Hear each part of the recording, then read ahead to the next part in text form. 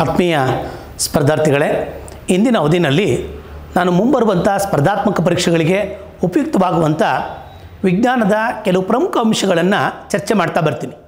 ಈಗ ಕಾಲಾವಕಾಶದ ಅಭಾವ ಇರೋದರಿಂದ ಹೆಚ್ಚು ಸವಿಸ್ತಾರವಾಗಿ ಚರ್ಚೆ ಮಾಡೋದಿಲ್ಲ, ಮುಖ್ಯ ಪಾಯಿಂಟ್ಗಳನ್ನು ಮಾತಾಡ್ತಾ ಬರ್ತೀನಿ. ಮುಂದೆ ಇದು ಓದೋದಕ್ಕೂ ಕೂಡ ಸಹಕಾರಿಯಾಗ್ತಾ ಬರ್ತದೆ. ಮೊದಲನೇದು ಬಂದಾಗ ಸ್ಪರ್ಧಾತ್ಮಕ ಪರೀಕ್ಷೆಯಲ್ಲಿ ಮುಖ್ಯವಾದ ಟಾಪಿಕ್ ಯಾವುದಂದರೆ ಬೆಳಕು ಚಾಪ್ಟರ್ನ ಕೇಳ್ತಾ ಬರ್ತಾರೆ. ಲೈಟ್ ಚಾಪ್ಟ್ರು ಇದು ಸಾಮಾನ್ಯವಾಗಿ ನಿಮ್ಗೆಲ್ಲರಿಗೂ ಗೊತ್ತಿರ್ತದೆ, ಲೈಟಲ್ಲಿ ಕ್ವಶನ್ಸ್ ಇರ್ತವೆ ಅಂತ. ಲೈಟ್ನಾಗ ಕಾಣಂಗಿಲ್ಲ, ಈ ಚಾಪ್ಟರ್ನ ಲೈಟಾಗಿದೆ, ಅರ್ಥ ಆಯ್ತಲ್ಲ. ಆದ್ದರಿಂದ ಈ ಲೈಟ್ ಚಾಪ್ಟರ್ಗೆ ಏನು ಬರ್ಬೋದು ಕ್ವಶನ್ಸು? ಬೆಳಕನ್ನು ಒಂದು ಸೆಕೆಂಡ್ಗೆ 3 ಲಕ್ಷ ಕಿಲೋಮೀಟ್ರ್ ಹೋಗುತ್ತೆ. ಅಲ್ಲಿಗೆ ಅರ್ಥ ಬೆಳಕಿನ ವೇಗ ಅಂತ ಕೇಳ್ಬೋದು. 2,99,000 ಅಂತ ಬರುತ್ತೆ. 3 ಲಕ್ಷ ಕಿಲೋಮೀಟರ್ ಪರ್ ಸೆಕೆಂಡ್ ಅಂತ ಕರಿತಾ ಬರ್ತೀವಿ. ಇದು 1 ವರ್ಷ ಕ್ರಮಿಸಿದ ದೂರವನ್ನೇ ನಾವು ಒಂದು ಜ್ಯೋತಿರ್ವರ್ಷ ಅಂತ ಕರಿತಾ ಬರ್ತೀವಿ. ಜ್ಯೋತಿರ್ವರ್ಷ, ಹಾಗಾದರೆ ಜ್ಯೋತಿರ್ವರ್ಷ ಅಂದರೆ ಏನು ಅಂತ ಕೇಳ್ತಾ ಬರ್ತಾನೆ. 1 ವರ್ಷ ಬೆಳಕು ಕ್ರಮಿಸಿದ ದೂರವನ್ನೇ ನಾವು ಜ್ಯೋತಿರ್ವರ್ಷ, ಇಂಗ್ಲೀಷಲ್ಲಿ ಲೈಟ್ ಇಯರ್ ಅಂತ ಕರಿತಾ ಬರ್ತೀವಿ. ಪ್ರಕಾಶ ವರ್ಷ ಅಂತ ಕೂಡ ಕೇಳಿದ್ದಾನೆ. ಇದನ್ನು ದೂರವನ್ನು ಅಳೆಯೋಕ್ಕೆ ಬಳಸ್ತಾ ಬರ್ತೀವಿ. It is a unit to measure the distance. ಯಾವುದ್ರ ದೂರ? ಮೊದಲನೇದು ಬರ್ತಿದ್ದೀನಿ ನಕ್ಷತ್ರಗಳ ನಡುವಿನ ದೂರವನ್ನು ಅಳೆಯೋಕ್ಕೆ. ಎರಡನೇದು ಬಂದಾಗ ಗ್ಯಾಲಾಕ್ಸಿಗಳ ನಡುವಿನ ದೂರವನ್ನು ಅಳೆಯೋಕ್ಕೆ ನಮ್ಮದು ಆಕಾಶಗಂಗೆ, ನಮ್ಮ ಸೂರ್ಯನಿರುವಂಥ ಗ್ಯಾಲಾಕ್ಸಿ ಆಕಾಶಗಂಗೆ ಅಥವಾ ಮಿಲ್ಕಿ ವೇ, ಕ್ಷೀರಪಥ ಅಂತ ಕರಿತಾ ಬರ್ತೀವಿ. ನಮ್ಮದ್ರ ಪಕ್ಕದಲ್ಲಿ, ಆಕಾಶಗಂಗೆ ಪಕ್ಕದಲ್ಲಿ ಮಿಲ್ಕಿ ವೇ ಆಂಡ್ರೋಮೆಡಾ ಐತೆ. ಅಲ್ಲಿಗೆ ಅರ್ಥ ಒಂದು ಗ್ಯಾಲಾಕ್ಸಿ ಮತ್ತೊಂದು ಗ್ಯಾಲಾಕ್ಸಿ ನಡುವಿನ ಅಂತರವನ್ನು ಅಳಿಬೇಕಾದ್ರೆ ಜ್ಯೋತಿರ್ವರ್ಷವನ್ನು ಯೂಸ್ ಮಾಡ್ತೀವಿ. ಸರಿ ಸರ್, ನಾನು ಎಲ್ಲೋ ಅಸ್ಟ್ರಾನಾಮಿಕಲ್ ಯೂನಿಟ್ ಅಂತ ಕೇಳಿದ್ದೀನಲ್ಲ, ಅಸ್ಟ್ರಾನಾಮಿಕಲ್ ಯೂನಿಟ್ ಏನದು? ಅಸ್ಟ್ರಾನಾಮಿಕಲ್ ಯೂನಿಟ್ ಅಂತ ಅಲ್ಲಿಗೆ ಅಸ್ಟ್ರಾನಾಮಿಕಲ್ ಮಾನ ಅಂತ ಕರಿತಾ ಬರ್ತಾರೆ. ಏನದು ಅಂದರೆ ಸೂರ್ಯ ಮತ್ತು ಭೂಮಿಯ ನಡುವಿನ ದೂರವನ್ನು ಅಳಿಬೇಕಾದ್ರೆ ಅಸ್ಟ್ರಾನಾಮಿಕಲ್ ಯೂನಿಟ್ ಹೇಳ್ತೀವಿ, not in the light years. ಲೈಟ್ ಇಯರ್ಸ್ಗಳಲ್ಲ, ಅಲ್ಲಿಗೆ ಅಸ್ಟ್ರಾನಾಮಿಕಲ್ ಯೂನಿಟ್ ಅಂದರೆ ಒಂದು astronomical unit is equal to distance between a sun and a earth ಅಂತ. ಅದು 149 ದಶಲಕ್ಷ ಕಿಲೋಮೀಟರ್ಗೆ ಸಮವಾಗಿರ್ತದೆ. ಅಪಿಲಿಯನ್ ಮತ್ತು ಪೆರಿಲಿಯನ್ ಬಂದಾಗ ವ್ಯತ್ಯಾಸವಾಗ್ಬೋದು. ಸರಾಸರಿ ದೂರವನ್ನು ಒಂದು ಅಸ್ಟ್ರಾನಾಮಿಕಲ್ ಯೂನಿಟ್ ಅಂತ ಕರಿತಾ ಬರ್ತೀವಿ. ಅಪಿಲಿಯನ್ ಅಂದಾಗ ಸೂರ್ಯ ಮತ್ತು ಭೂಮಿಯ ನಡುವಿನ, ಸೂರ್ಯನು ಭೂಮಿಯಿಂದ ತುಂಬ ದೂರ ಇದ್ದಾಗ ಅಪಿಲಿಯನ್ನು, ಹತ್ತಿರ ಬಂದಾಗ ಪೆರಿಲಿಯನ್ನು. ಇದನ್ನು ಪ್ರಶ್ನೆ ಕೇಳಿದ್ದಾನೆ, ಜ್ಯೋತಿರ್ವರ್ಷವು ಏನು ಅಂತ ಹೇಳಿದರೆ ದೂರವನ್ನು ಅಳೆಯುವಂಥ ಮಾನ. ಅದೇ ಥರ ಅಸ್ಟ್ರಾನಾಮಿಕಲ್ ಯೂನಿಟ್ ಕೂಡ ದೂರವನ್ನು ಅಳೆಯೋದು. ಯಾರ ನಡುವೆ ಅಂದರೆ ಸೂರ್ಯ ಮತ್ತು ಭೂಮಿಯ ನಡುವೆ. ಇತ್ತೀಚೆಗೆ ಇನ್ನೂ ಒಂದು ಯೂನಿಟನ್ನು ಬಳಸೋರೆ, ಪಾರ್ಸ್ಯಾಕ್ ಅಂತ ಕರಿತೀವಿ. ಪಾರ್ಸ್ಯಾಕು ಯಾರ್ಕಿನ್ನ ದೊಡ್ಡದು ಅಂದರೆ, ಪಾರ್ಸ್ಯಾಕ್ ಅನ್ನೋದು ಇದಕ್ಕಿಂತ ದೊಡ್ಡದು, ಲೈಟ್ ಇಯರ್ಗಿಂತ ದೊಡ್ಡದು. 3.26 light years is equal to 1 parsecs, that is equal to 3.26 light years. ಇಂಥವು 3 ಪಟ್ಟಾದಾಗ ಮಾತ್ರ ಒಂದು ಪಾರ್ಸ್ಯಾಕ್ ಆಗುತ್ತೆ. 3ಕ್ಕಿಂತ ಸ್ವಲ್ಪ ಹೆಚ್ಚು ಪಾರ್ಸ್ಯಾಕ್ ಅಂತ ಈ ಯೂನಿಟ್. ಸಮ್ಟೈಮ್ಸ್ ಇನ್ನೊಂದು ಜ್ಞಾಪಕ ಬರ್ತಾಯಿದೆ, ಇದು ತುಂಬ ದೂರದಾಗಿರುವಂಥ ಅಳಿಬೇಕೆ, ಕಡಿಮೆ ಅಂತರವನ್ನು ಅಳಿಬೇಕಾದ್ರೆ ವಿ ಆರ್ ಯೂಸಿಂಗ್ ದ ನ್ಯಾನೋವನ್ನು ಬಳಸ್ತಾ ಬರ್ತೀವಿ. ಕಡಿಮೆ ಇದು ನ್ಯಾನೋ ಎಂದರೆ ಒಂದು nano 10⁻⁻⁹ meters is equal to nano. ಒಂದು ನ್ಯಾನೋ ಎಷ್ಟಕ್ಕೆ ಸಮ ಅಂತ ಕೇಳ್ತಾರೆ? 10⁻⁻⁹. ಅದಕ್ಕಿಂತ ಒಂದು ಆನ್ಸ್ಟ್ರಾಮ್ ಅಂತ ಇದೆ, ಆನ್ಸ್ಟ್ರಾಮ್ ಅಂತ. ಆನ್ಸ್ಟ್ರಾಮ್ ಅನ್ನೋದು ಇಟ್ ಈಸ್ ಆಲ್ಸೋ ಎ ಒಂದು ಯೂನಿಟ್. ಅದನ್ನು 10⁻⁻10 ಮೀಟರ್ಸ್ ಇಸ್ ಈಕ್ವಲ್ ಟು ಒಂದು ಆನ್ಸ್ಟ್ರಾಮ್ ಅಂತ ಕರಿತೀವಿ. ಇನ್ನೂ ಇದೆ ಫರ್ಮಿ ಅಂತ ಬರ್ತದೆ, 10⁻⁻15 ಮೀಟರ್ಸ್. ಅಲ್ಲಿಗೆ ಅರ್ಥ ಇವೆಲ್ಲ ತುಂಬ ಕಡಿಮೆ ಇರುವಂಥ ಯೂನಿಟ್ಗಳು, ಅತ್ಯಂತ ದೊಡ್ಡ ಯೂನಿಟ್ಗಳು. ಈ ಸಂದರ್ಭಕ್ಕೆ ಬಂದಾಗ ಇದು ಕೇಳೋಕ್ಕೆ ಸಾಧ್ಯತೆ ಇದೆ. ಮುಂದೆ ಬರ್ತಾ ಇದ್ದೀನಿ. ಈ ಬೆಳಕಿದೆಯಲ್ಲ, ಬೆಳಕು ನಿರ್ವಾತದಲ್ಲೂ ಚಲಿಸುತ್ತೆ. ಬೆಳಕು it passes through the vacuum. ಇದಕ್ಕೇನು ಬೇಕಾಗಿಲ್ಲ, ಯಾವುದೂ ಮಾಧ್ಯಮ ಬೇಕಾಗಿಲ್ಲ, ನಿರ್ವಾತ ಚಲಿಸುತ್ತೆ. ಬೇಕಂತ ತೆಗಿತಾನೆ, ಆದರೆ ಶಬ್ದಕ್ಕೆ ಮಾತ್ರ ಯಾರು ಬೇಕೇ ಬೇಕು ಅಂದರೆ ಮಾಧ್ಯಮ ಬೇಕು. ಮಾಧ್ಯಮ ಇಲ್ಲದೆ ಹೋದರೆ ಚಲಿಸಲ್ಲ ಶಬ್ದಕ್ಕೆ. ಆದರೆ ಇದು ವ್ಯಾಕ್ಯೂಮಲ್ಲಿ ಕೂಡ ಚಲಿಸುತ್ತೆ. ಇದು ವ್ಯಾಕ್ಯೂಮಲ್ಲಿ ಅಥವಾ ನಿರ್ವಾತದಲ್ಲಿ ಚಲಿಸಲ್ಲ. ಯಾರು ನಿರ್ವಾತದಲ್ಲಿ ಚಲಿಸಲ್ಲ ಅಂದರೆ ಶಬ್ದ ನಿರ್ವಾತದಲ್ಲಿ ಚಲಿಸಲ್ಲ. ನಾನು ಮಾತಾಡ್ತಾ ಇದ್ದೀನಿ, ನಾನು ಮಾತಾಡ್ತಾ ಇರ್ಬೇಕಾದ್ರೆ ಮಾಧ್ಯಮ ಬೇಕೇ ಬೇಕು. ಘನದಲ್ಲಿ ಹೆಚ್ಚಾಗಿ ಚಲಿಸುತ್ತೆ ಯಾವುದು? ಶಬ್ದ. ಘನದಲ್ಲಿ ಹೆಚ್ಚು, ಅದಕ್ಕಿಂತ ಕಡಿಮೆ ದ್ರವ, ಅದಕ್ಕಿಂತ ಕಡಿಮೆ ಅನಿಲ. ಇದಂಗಲ್ಲ, ನಿರ್ವಾತದಲ್ಲಿ ಚಲಿಸುತ್ತೆ, ಆಮೇಲೆ ಅನಿಲ, ಆಮೇಲೆ ದ್ರವ, ಕಡಿಮೆ ಆಗ್ತಾ ಹೋಗುತ್ತೆ ಮುಂದಕ್ಕೆ. ಅತ್ಯಂತ ಹೆಚ್ಚು ಬೆಳಕು ಚಲಿಸೋದು ಯಾವುದ್ರಾಗೆ ಅಂದರೆ ಇನ್ ದ ವ್ಯಾಕ್ಯೂಮ್ ಜಾಸ್ತಿ. ಬಟ್ ಶಬ್ದ ಯಾವುದೇ ಕಾರಣಕ್ಕೂ ವ್ಯಾಕ್ಯೂಮಲ್ಲಿ ಚಲಿಸಲ್ಲ. ಯಾರು ಬೇಕೇ ಬೇಕು, ಅದಕ್ಕೆ ಮಾಧ್ಯಮ ಬೇಕು. ಯಾವ ಮಾಧ್ಯಮದಲ್ಲಿ ಹೆಚ್ಚಾಗಿ ಚಲಿಸುತ್ತೆ ಅಂದರೆ ಘನದಲ್ಲಿ ಶಬ್ದ ಹೆಚ್ಚಾಗಿ ಚಲಿಸುತ್ತೆ, ಘನ. ಬಟ್ ಇಲ್ಲಿ ಸಾಂದ್ರತೆ ಕಡಿಮೆ ಆದಷ್ಟು ಕೂಡ ಇಲ್ಲಿ ಚಲನೆ ಆಗುತ್ತೆ. ಬೆಳಕು ನಿರ್ವಾತದಲ್ಲಿ ಚಲಿಸುತ್ತದೆ, ಶಬ್ದ ನಿರ್ವಾತದಲ್ಲಿ ಚಲಿಸುವುದಿಲ್ಲ. ಭಾಳ ಮುಖ್ಯವಾದದ್ದು.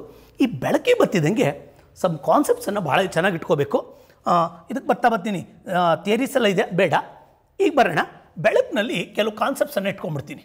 ಬೆಳಕು ಇದೊಂದು ಟೇಬಲ್ ಮಾಡಿಬಿಡೋಣ ನಾವೀಗ.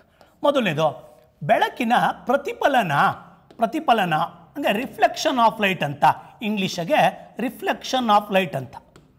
ಸರ್ ಏನು ಸರ್ ರಿಫ್ಲೆಕ್ಷನ್ ಅಂದರೆ ಒಂದು ಯಾವುದೋ ಒಂದು ನಯವಾದಾಗಿರಬೇಕು. ಕಂಡೀಷನ್ ನಂಬರ್ 1 ಅದು ನಯವಾಗಿರಬೇಕು, ನಯ ಮತ್ತು ಅಪಾರದರ್ಶಕವಾಗಿರಬೇಕು. ಅಪಾರದರ್ಶಕ ಪ್ರಶ್ನೆ ಅರ್ಥ ಮಾಡ್ಕೋಬೇಕು ನೀವು.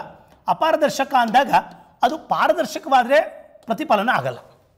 ಪ್ರತಿಫಲನ ಆಗಬೇಕಾದ್ರೆ ಅಲ್ಲಿಗೆ ನಯವಾಗಿರಬೇಕು. ಮತ್ತು ಒಂದು ಸ್ಟೀಲ್ ತಟ್ಟೆ ಮೇಲೆ ಬಿದ್ದಂಥ ಬೆಳಕು ವಾಪಸ್ ಬರ್ತದೆ. ಬಿಕಾಸ್ ಸ್ಟೀಲ್ ತಟ್ಟೆ ನಯವಾಗಿರ್ತದೆ ಮತ್ತು ಅಪಾರದರ್ಶಕವಾಗಿರ್ತದೆ. ದರ್ಪಣದ ಮೇಲೆ ಬಿದ್ದರೆ ಬೀಳುತ್ತೆ. ದರ್ಪಣದ ಮೇಲೆ ಯಾಕೆ ಬೀಳುತ್ತೆ?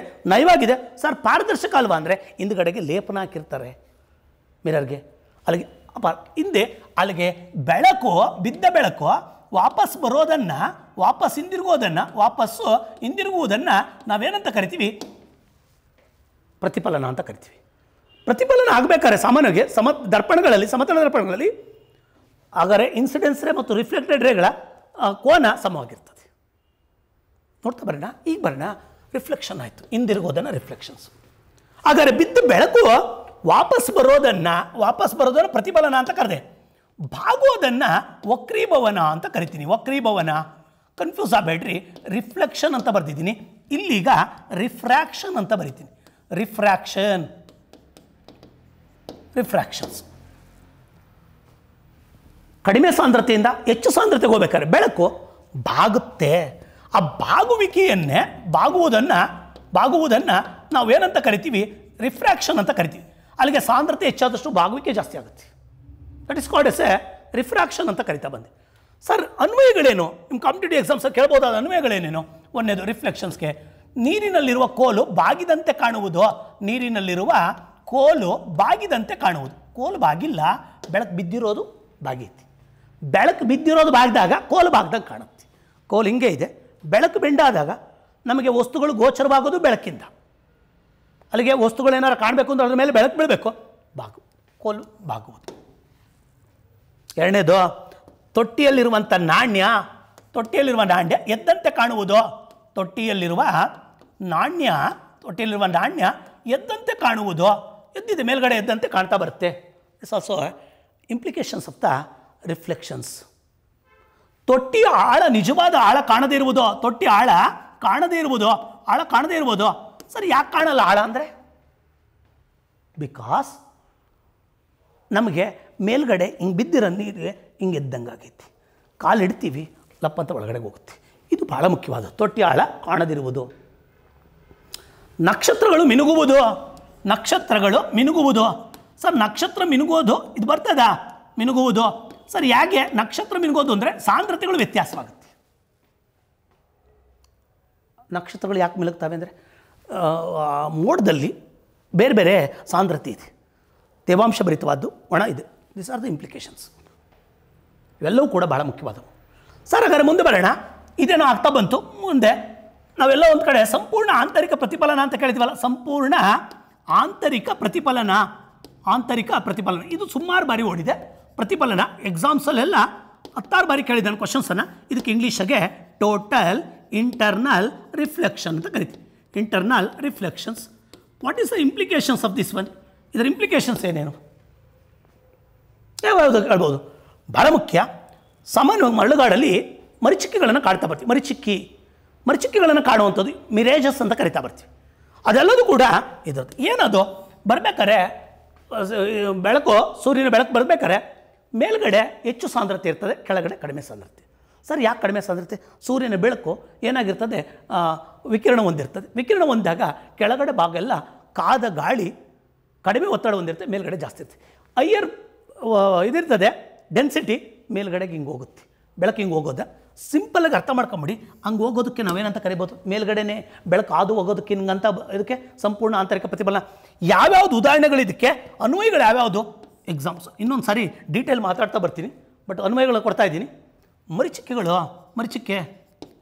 ಮರಿಚಿಕ್ಕೆ ಅಂದಾಗ ಇಮೇಜಸ್, ಬಿಸಿಲುಗುದುರೆ ರಸ್ಮೋ. ಹಾಗಾದರೆ ವಜ್ರ ಒಳಪನ್ನು ಹೊಂದುವುದು, ವಜ್ರ ಒಳಪನ್ನು ಹೊಂದುವುದು. ಸರ್ ವಜ್ರ ಒಳಪನ್ನು ಹೊಂದೋದು ಇದಾ? ಎಸ್, ಬಿದ್ದು ಬೆಳಕು ವಾಪಸ್ ಬರ್ತಾಯಿದೆ. ಮರಿಚಿಕ್ಕೆಗಳು. ಬೈಸ್ಕಲ್ಲಿನ ಹಿಂದೆ ಪ್ರತಿಫಲಕ, ಬೈಸ್ಕಲ್ ಹಿಂದ್ಗಡೆ ಒಂದು ಫಲಕ ಇಟ್ಟಿದ್ರೆ ಆ ಫಲಕ ಒಳಪನ್ನು ಹೊಂದೋದು ಕೂಡ ಬೆಸ್ಟ್ ಎಕ್ಸಾಂಪಲ್. ಸರಿ ಸರ್, ಇನ್ನೊಂದು ಯಾವುದು ಅತ್ಯಂತ ಮುಖ್ಯವಾದದ್ದು, ಸುಮಾರು ಎಕ್ಸಾಮಿನೇಷನ್ ಕೇಳ್ತಾ ಇರೋದು, ಆಪ್ಟಿಕಲ್ ಫೈಬರ್. ದ್ಯುತಿ ತಂತುಗಳು, they are working under the principle of the ತಂತುಗಳು ಈ ತತ್ವದ ಮೇಲೆ ಕೆಲಸ ಮಾಡ್ತಾರೆ. They are working under the principle of the total internal reflections. ಮರಳುಗಾಡಲ್ಲಿ ಇದೆಲ್ಲ ಕಾಣ್ತಾ ಬರುತ್ತೆ. ಯಾಕೆಂದರೆ ಬೇಸಿಗೆ ಕಾಲದಲ್ಲಿ ಮಾತ್ರ ಕಂಡುಬರೋದು. ಸೂರ್ಯನ ಬೆಳಕು ಹಂಗೆ ಹೋಗ್ತಾ ಇರ್ತದೆ, ಯಾಕೆಂದರೆ ಸಾಂದ್ರತೆ ಮೇಲ್ಗಡೆ ಹೆಚ್ಚಾಗಿರ್ತದೆ, ಕೆಳಗಡೆ ಕಡಿಮೆ ಇರ್ತದೆ. ಇದನ್ನು ಯಾವಾಗಲಾದ್ರು ಒಂದು ಸಾರಿ ಡೀಟೇಲಾಗಿ ಡಿಸ್ಕಸ್ ಮಾಡ್ತೀನಿ. ಬರೀ ಅಪ್ಲಿಕೇಶನ್ಸನ್ನು ಎಕ್ಸಾಮ್ ಪಾಯಿಂಟ್ ಆಫ್ ವ್ಯೂನಲ್ಲಿ ನೋಡ್ಕೊಳ್ಳಿ ಅಂತ. ಮೇರೆ ಜಸ್ಟಿಸ್ ಮೋಷನ್ ಮತ್ತಿನ್ನೇನಿದೆ, ಬೆಳಕಿನ ಮತ್ತೆ ಯಾವ ಅಂಶಗಳನ್ನು ನಾವು ಗಮನದಾಗ ಇಟ್ಕೋಬೇಕು? ಬೆಳಕು, ಚದುರುವಿಕೆ.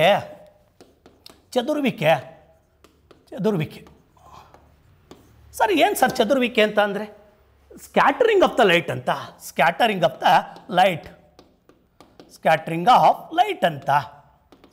ಆಫ್ ಲೈಟ್ ಇದು ಭಾಳ ಮುಖ್ಯವಾದದ್ದು. ಏನದು? ಬರ್ತಾ ಇದೆ ಬೆಳಕು, ಬೆಳಕಿನಲ್ಲಿ 7 ಬಣ್ಣಗಳಿವೆ. ಯಾವುದಾದ್ರು ಒಂದು ವಸ್ತುವಿನಿಂದ ಏನಾಗುತ್ತೆ, ಚದುರುತ್ತವೆ ಬಣ್ಣ. ಯಾವುದರಿಂದ? ಮೇಲ್ಗಡೆ ಧೂಳಿರ್ತದೆ, ಧೂಳಿನ ಕಣ ಇರ್ತದೆ ಆಕಾಶದಲ್ಲಿ. ಆಗ ಚದುರಿದಾಗ ನೀಲಿ ಬಣ್ಣ ಹೆಚ್ಚು ಚದುರುವಿಕೆ ಹೊಂದುತ್ತೆ. ನೀಲಿ ಬಣ್ಣ ಹೆಚ್ಚು ಚದುರುವಿಕೆ ಹೊಂದಿರೋದ್ರಿಂದ ಅಲ್ಲಿಗರ್ಥ ಆಕಾಶ ನೀಲಿಯಾಗಿ ಕಾಣ್ತದೆ. ಆಕಾಶ ನೀಲಿಯಾಗಿಲ್ಲ, ಬೆಳಕಿನ ಬಣ್ಣಗಳು ಚದುರವೆ. ಅತ್ಯಂತ ಹೆಚ್ಚು ಚದುರುವ ಬಣ್ಣ ಯಾವುದು? ನೀಲಿ ಬಣ್ಣ. ಅತ್ಯಂತ ದೂರಕ್ಕೆ ವೇವ್ಲೆಂತನ್ನು ಹೊಂದಿರುವಂಥದ್ದು ಕೆಂಪು ಬಣ್ಣ. ಅದಕ್ಕೆ ವೇವ್ಲೆಂತ್ ಜಾಸ್ತಿ ಇದೆ ಅಂದರೆ, ತರಂಗ ದೂರ ಜಾಸ್ತಿ ಯಾವುದಕ್ಕೆ ಅಂದರೆ ಕೆಂಪು ಬಣ್ಣಕ್ಕೆ. ಚದುರುವಿಕೆ ಯಾರಿಗೆ ಜಾಸ್ತಿ ಅಂದರೆ, ಅಲ್ಲಿಗೆ ಟ್ರಾಫಿಕ್ ಲೈಟಾಗಿ ಯಾಕೆ ಕೆಂಪು ಇದಾಕಿರ್ತಾರೆ, ವೇವ್ಲೆಂತ್ ಜಾಸ್ತಿ ತುಂಬ ದೂರಕ್ಕೆ, ಬಟ್ ಚದುರುವಿಕೆ ಕಡಿಮೆ. ಅದು ಚದುರುವಿಕೆ ಯಾರಿಗೆ ಜಾಸ್ತಿ? ನೀಲಿ ಬಣ್ಣಕ್ಕೆ. ಆಕಾಶ ನೀಲಿಯಾಗಿ ಕಾಣಲು ಕಾರಣ ಬೆಳಕಿನ ಚದುರುವಿಕೆ. ಮತ್ತು ಸೂರ್ಯಾಸ್ತಮ ಮತ್ತು ಸೂರ್ಯ ಉದಯ ಸಂದರ್ಭದಲ್ಲಿ, ಸೂರ್ಯ ಉದಯವಾಗುವಂಥ ಸಂದರ್ಭದಲ್ಲಿ, ಸೂರ್ಯ ಉದಯ ಮತ್ತು ಅಸ್ತಮದ ಸಂದರ್ಭದಲ್ಲಿ, ಉದಯ ಮತ್ತು ಅಸ್ತಮ ಅಂದರೆ ಮುಳುಗಬೇಕಾರೆ ಈ ಕೆಂಪಾಗಿ ಕಾಣುತ್ತೆ. ಯಾಕೆ ಅಂದರೆ ದೂರಕ್ಕಿರೋದ್ರಿಂದ ವೇವ್ಲೆಂತ್ ಜಾಸ್ತಿ ಇರೋದ್ರಿಂದ ಕೆಂಪು ಕಾಣುತ್ತೆ, ಹತ್ತಿರದಲ್ಲೇ ಇದ್ದರೆ ನೀಲಿ ಕಾಣೋದು. ಹಾಗೆ ಸೂರ್ಯ ಮುಳುಗುವಾಗ ಮತ್ತು ಇದಾಗಬೇಕಾದ್ರೆ ಯಾಕೆ ಕಾಣ್ತಾ ಬರ್ತಾನೆ ಅಂದರೆ, ಬಿಕಾಸ್ ಆಫ್ ದಿಸ್ ರೀಸನ್. ಆಕಾಶ ನೀಲಿಯಾಗಿ ಕಾಣುವುದು. ಇದನ್ನು ಸುಮಾರು ಬಾರಿ ಚದುರುವಿಕೆಗೆ ಸಂಬಂಧಪಟ್ಟಂತೆ ಪ್ರಶ್ನೆಗಳನ್ನು ಕೇಳ್ತಾ ಬಂದವರು.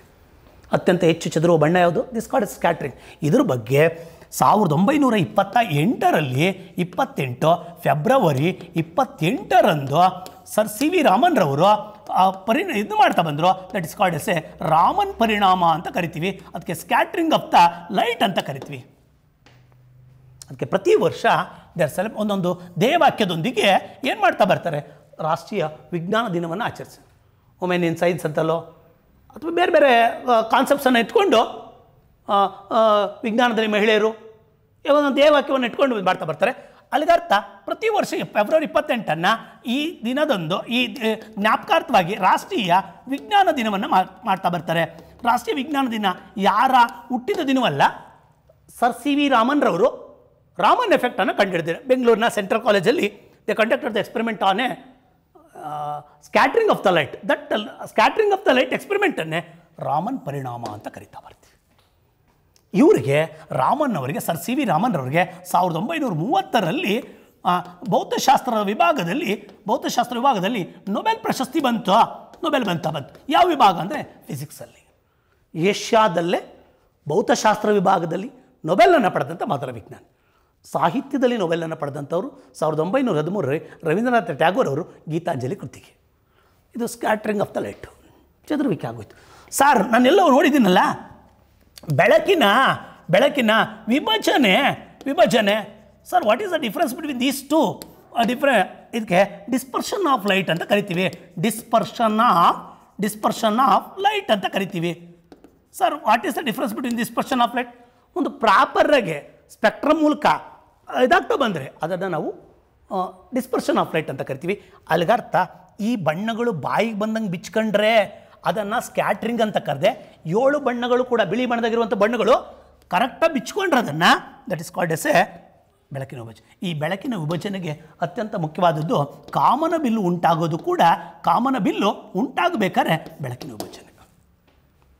ಅಲ್ಲಿಗೆ ಬಿದ್ದಿದೆ, ವಿಭಜನೆ ಆಯಿತು. ವಿಭಜನೆ ಆದಮೇಲೆ ಏನಾಗುತ್ತೆ ಗೊತ್ತಾ?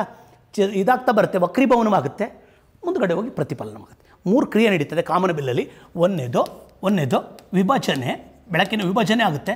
ವಿಭಜನೆ ಆದಮೇಲೆ ಆ ಕಡೆಗೆ ಇನ್ನೊಂದು ಕಡೆಗೆ ವಕ್ರೀಭವನವಾಗುತ್ತೆ, ರಿಫ್ರಾಕ್ಷನ್ ಆಫ್ ಲೈಟ್ ಆಗುತ್ತೆ. ನೆಕ್ಸ್ಟ್ ಆನಂತರ ಎದುರುಗಡೆ ಹೋಗಿ ಅದು ಪ್ರತಿಫಲನವಾಗುತ್ತೆ. ಮೊದಲು ಪ್ರತಿಫಲನವಾಗಬೇಕಾದ್ರೆ ಮೊದಲು ನೀರು ಹೊಡ್ಕೋಬೇಕು. ಅಲ್ಲಿಗೆ ಅರ್ಥ ಕಾಮನ ಬಿಲ್ಲು ಉಂಟಾಗಬೇಕಾದ್ರೆ ಮಳೆ ಬೀಳಬೇಕು, ನೀರು ಇದಕ್ಕೆ ಹೊಡಿಬೇಕು. ವಿಭಜನೆ ಆದಮೇಲೆ ಬೆಂಡಾಗುತ್ತೆ, ಆಪೋಸಿಟ್ ಸೈಡಗೆ ಪ್ರತಿಫಲನವಾಗುತ್ತೆ. There are 3 phenomenas we can see. One is a dispersion of light, second one is a refraction of light, third one is a reflection of light. The 3 ಹೇಳ್ತಾ ಬರ್ತು. ಅಲ್ಲಿಗೆ ಬೆಳಕಿನ ವಿಭಜನೆ ಎಂದಾಗ ಗೊತ್ತಿರಲಿ ನಿಮಗೆ, ಈ ಕಾಮನ ಬಿಲ್ ಉಂಟಾಗೋದೆಲ್ಲ ಬೆಳಕಿನ ವಿಭಜನೆ. ಗೊತ್ತಿಲ್ಲ ಇದಕ್ಕೆ ವಿಭಜನೆ ಆಗ್ತಾ ಇದೆ ಅನ್ನೋದು ಗೊತ್ತಾಗಬೇಕಾರೆ ಆಗ್ತಾ ಬರುತ್ತೆ. ಆರ್ಡರ್ ಗೊತ್ತಾ? ಈ ಕಾಮನ ಬಿಲ್ಲಲ್ಲಿ ಅತ್ಯಂತ ಹೆಚ್ಚು ಬಾಗುವ ಬಣ್ಣ ವಿಬ್ಗಯಾರ್ ಅಂತ ಕರಿತಾ ಬರ್ತೀವಿ. ವಿಬ್ಗಯಾರ್ ಅಂದಾಗ ಅತಿ ಹೆಚ್ಚು ಬಾಗುವ ಬಣ್ಣ, ಬಾಗುವಿಕೆ ಆಗುವಂಥ ಬಣ್ಣ ಯಾವುದು ಅಂದರೆ ಬಾಗುವುದು ವೈಲೆಟ್, ನೇರಳೆ ಬಣ್ಣ. ಅತ್ಯಂತ ಕಡಿಮೆ ಬಾಗೋದು ಹೆಚ್ಚು ಬಾಗುವುದು. ಇದು ಕಡಿಮೆ ಬಾಗುವುದು ಹಾಗಾದರೆ ಈ ಕಡೆಗೆ ಹೋದಂತೆ ಬಾಗುವಿಕೆ ಕಡಿಮೆ ಆಗ್ತಾ ಬರುತ್ತೆ. I will show like this. ಹಾಗಾದರೆ ಇದು ಕೆಳಗಡೆದನ್ನು ನಾವು ವಿಬ್ಗಯಾರ್ ಅಂತ ಕರಿತೀವಿ. ವಿಬ್ಗಯಾರ್. ತೀಕ್ಷ್ಣತೆ ಕೂಡ ಹೆಚ್ಚು. ಇದಕ್ಕೆ ತೀಕ್ಷ್ಣತೆ intensity is more in the VIBGYOR. ಈ ಕಡೆಗೆ ಹೋದಾಗ ತೀಕ್ಷ್ಣತೆ ಕಡಿಮೆ ಆಗ್ತದೆ, ಈ ಕಡೆಗೆ ಹೋದಾಗ ವೇವ್ಲೆಂತ್ ಜಾಸ್ತಿ ಆಗುತ್ತೆ. ಅತ್ಯಂತ ಹೆಚ್ಚು ವೇವ್ಲೆಂತನ್ನು ಹೊಂದಿರೋದು, ಅತಿ ಹೆಚ್ಚು ತರಂಗ ದೂರವನ್ನು ಹೊಂದಿರುವಂಥದ್ದು ಯಾವುದು ಅಂದರೆ ಕೆಂಪು ಕಲರು. ಬಟ್ ಅದು ತೀಕ್ಷ್ಣವೂ ಇಲ್ಲ, ಕಡಿಮೆ ಬಾಗಿರ್ತದೆ. ಕಡಿಮೆ ಬಾಗೈತೆ ಅಂದರೆ ಐ ವಿಲ್ ಶೋ. ಈಗ ಬಾಗಿರ್ತದೆ. ಇದು ಹೋಲಿಕೆ ಮಾಡ್ಕೊಂಡಾಗ ಇದು ಕಡಿಮೆ ಬಾಗಿದೆ. This is the most important. ಅದಕ್ಕೆ ಕೆಂಪು ದೂರಕ್ಕೆ ಕಾಣುತ್ತೆ, ತರಂಗ ದೂರ ಹೆಚ್ಚಾಗಿದೆ ಅಂದರೆ ಹೆಚ್ಚಿರೋದ್ರಿಂದ ಸಿಗ್ನಲ್ ಲೈಟ್ಗಳಲ್ಲಿ ಮೊದಲೇ ನಿಲ್ಲಿಸ್ಲಿ ಅಂತೇಳಿ ತುಂಬ ದೂರಕ್ಕೆ ಕಂಡಿಂತ ರೆಡ್ಡನ್ನು ಹಾಕಿರ್ತಾರೆ. ಇದು ಬೆಳಕಿನ ವಿಭಜನೆ. ಪ್ರಾಪರಾಗಿ ಹೊಡ್ಕೊಂಡ್ರೆ ವಿಭಜನೆ, ಬಾಯಿಗೆ ಬಂದಂಗೆ ಬಿಚ್ಕೊಂಡ್ರೆ ಚದುರುವಿಕೆ. ಇನ್ನೊಂದು ಭಾಳ ಇಂಪಾರ್ಟೆಂಟ್ ಕೇಳ್ತಾ ಇರ್ತಾನೆ, ಬೆಳಕು ಇದೆಯಲ್ಲ, ಬೆಳಕಿನ ವ್ಯತೀಕರಣ ಅಂತ ಕೇಳ್ತಾ ಬರ್ತಾನೆ. ಬೆಳಕಿನ ವ್ಯತೀಕರಣ ಟೆನ್ಷನ್ ಮಾಡ್ಕೋಬೇಡಿ, ವ್ಯಥೆನೇ ಪಟ್ಕೋಬೇಡಿ. ಇಂಟರ್ಫರೆನ್ಸ್ ಆಫ್ ಲೈಟ್ ಅಂತ ಕರಿತೀವಿ. ಏನದು? What is example? ರಸ್ತೆ ಮೇಲೆ ಮಳೆ ಬಂದೈತಿ, ನೀರು ಅದ್ರ ಮೇಲೆ ಏನು ಬಿದ್ದಿದೆ ಗೊತ್ತಾ? ಟಾರ್ ರಸ್ತೆ ಮೇಲೆ ಎಣ್ಣೆ ಬಿದ್ದಿದೆ. ಆ ಎಣ್ಣೆ ಬಿದ್ದಾಗ ವಿವಿಧ ವರ್ಣಗಳು ಕಾಣುತ್ತದೆ. This is the best example for the interference. ನೀವು ಸುಮಾರು ಬಾರಿ ಟಾರ್ ರಸ್ತೆ ಮೇಲೆ ಚೆಲ್ಲಿದಂಥ ಪೆಟ್ರೋಲ್ ಅಥವಾ ಡೀಸೆಲ್ಗೆ ವಿವಿಧ ವರ್ಣಗಳು ಕಾಣೋದು interference. In the same manner ಅದನ್ನೇ ಯೋಚನೆ ಮಾಡಿ, ಬೇರೆ ಬೇರೆ ಬಣ್ಣಗಳು ಡಿಸೈನ್ ಕಾಣ್ತಾ ಇರ್ತದೆ. ಸೋಪಿನ ನೊರೆ ಮೇಲೆ ವಿವಿಧ ವರ್ಣಗಳು ಕಾಣೋದು it is also examples. CD ಮೇಲೆ ಬೇರೆ ಬೇರೆ ಬಣ್ಣ ಕಾಣ್ತದೆ, ಇಟ್ ಈಸ್ ಆಲ್ಸೋ ಇಂಟರ್ಫರೆನ್ಸ್. ಇದನ್ನು ಇನ್ಯಾವತ್ತಾರ ಒಂದು ದಿವಸ ವಿವರಣೆ ಕೊಡ್ತಾ ಬರ್ತೀನಿ. ಕಾಲಾವಕಾಶದ ಅಭಾವ, ಅದರಿಂದ ಮಾತಾಡ್ತೇನೆ. ಸಾರ್ ಆಪ್ಟಿಕಲ್ ಫೈಬರ್ಸ್ ಅಂದರೆ ಟಕ್ಕಂತ ಎಲ್ಲಿ ಬರಬೇಕು? ಆಪ್ಟಿಕಲ್ ಫೈಬರ್ಸು ಹಾಗಾದರೆ ಯಾವುದ್ರು ವಕ್ರೀಭವನದ್ದು optical fibres they are working under the total inter optical fibres working under the optical fibres. ಇವತ್ತ ನೆಟ್ಗಳಲ್ಲಿ ಇದೆಲ್ಲ ಬರ್ತದೆ ಆಪ್ಟಿಕಲ್ ಫೈಬರ್ಸ್ ಅಂತ ಆಂತರಿಕ ಸಂಪೂರ್ಣ.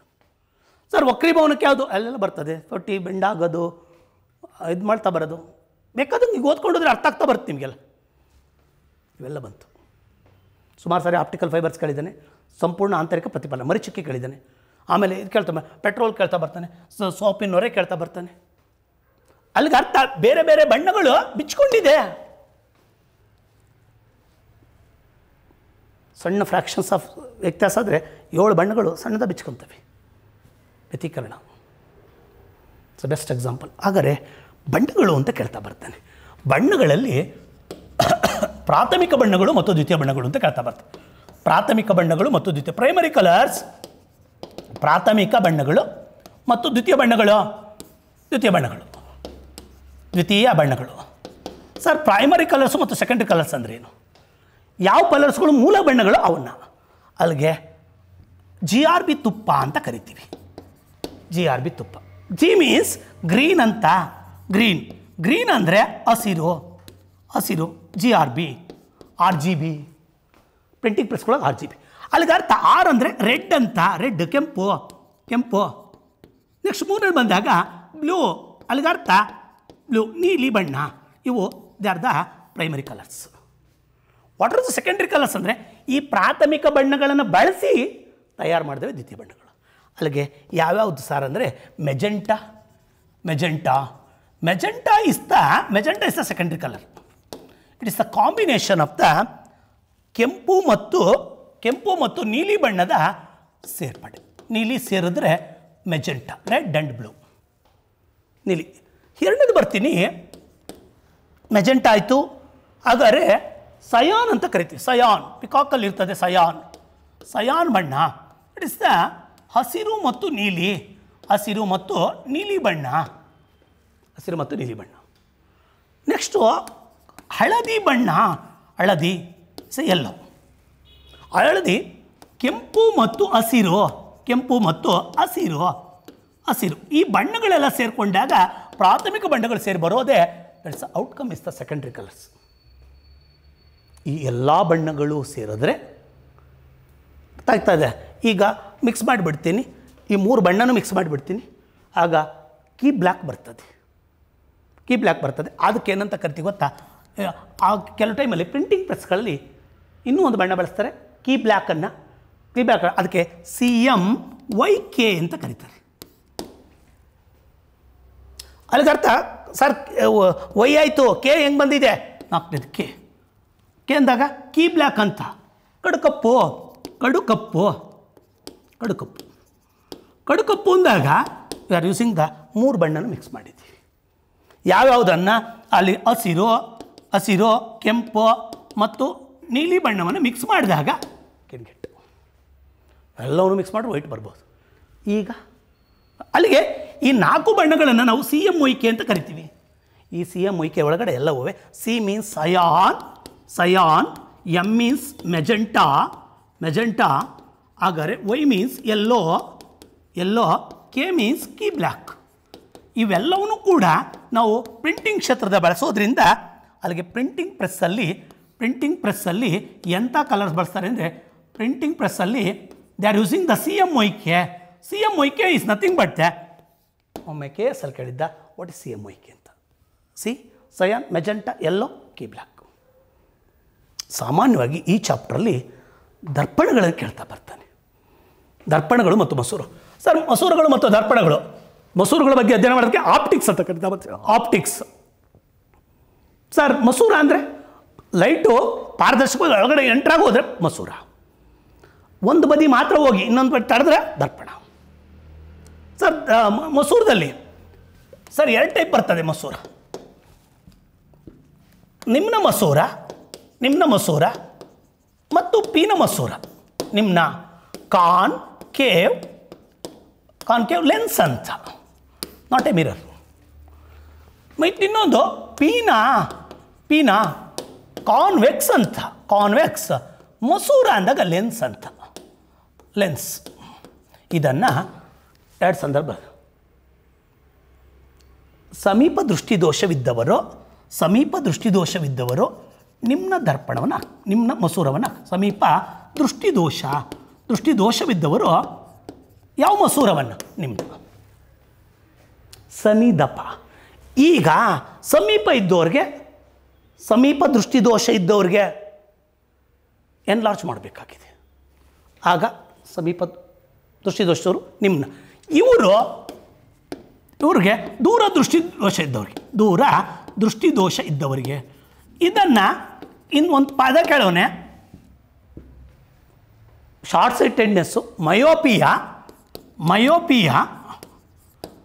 ಹೈಪರ್ ಮೆಟ್ರೋಪಿಯಾ.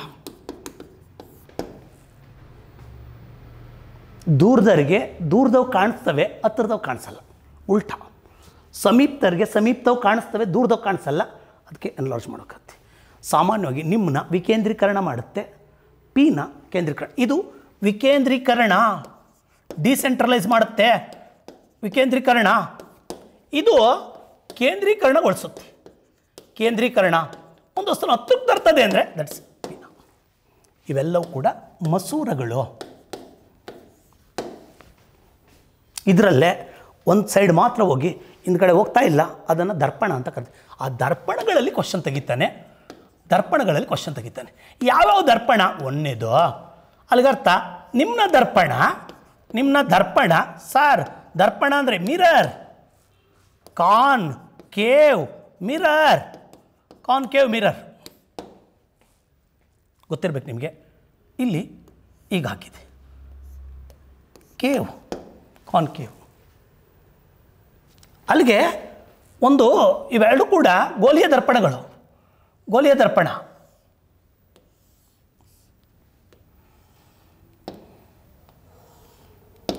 ಇಲ್ಲಿ ಉಬ್ಬಿದ್ರೆ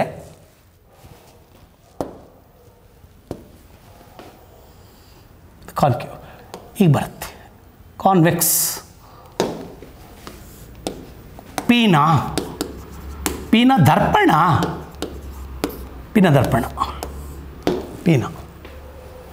ಇದು ಕಾನ್ಕೇವ್ ಅಂತ. ಕಾನ್ಕೇವ್ ಅಂದರೆ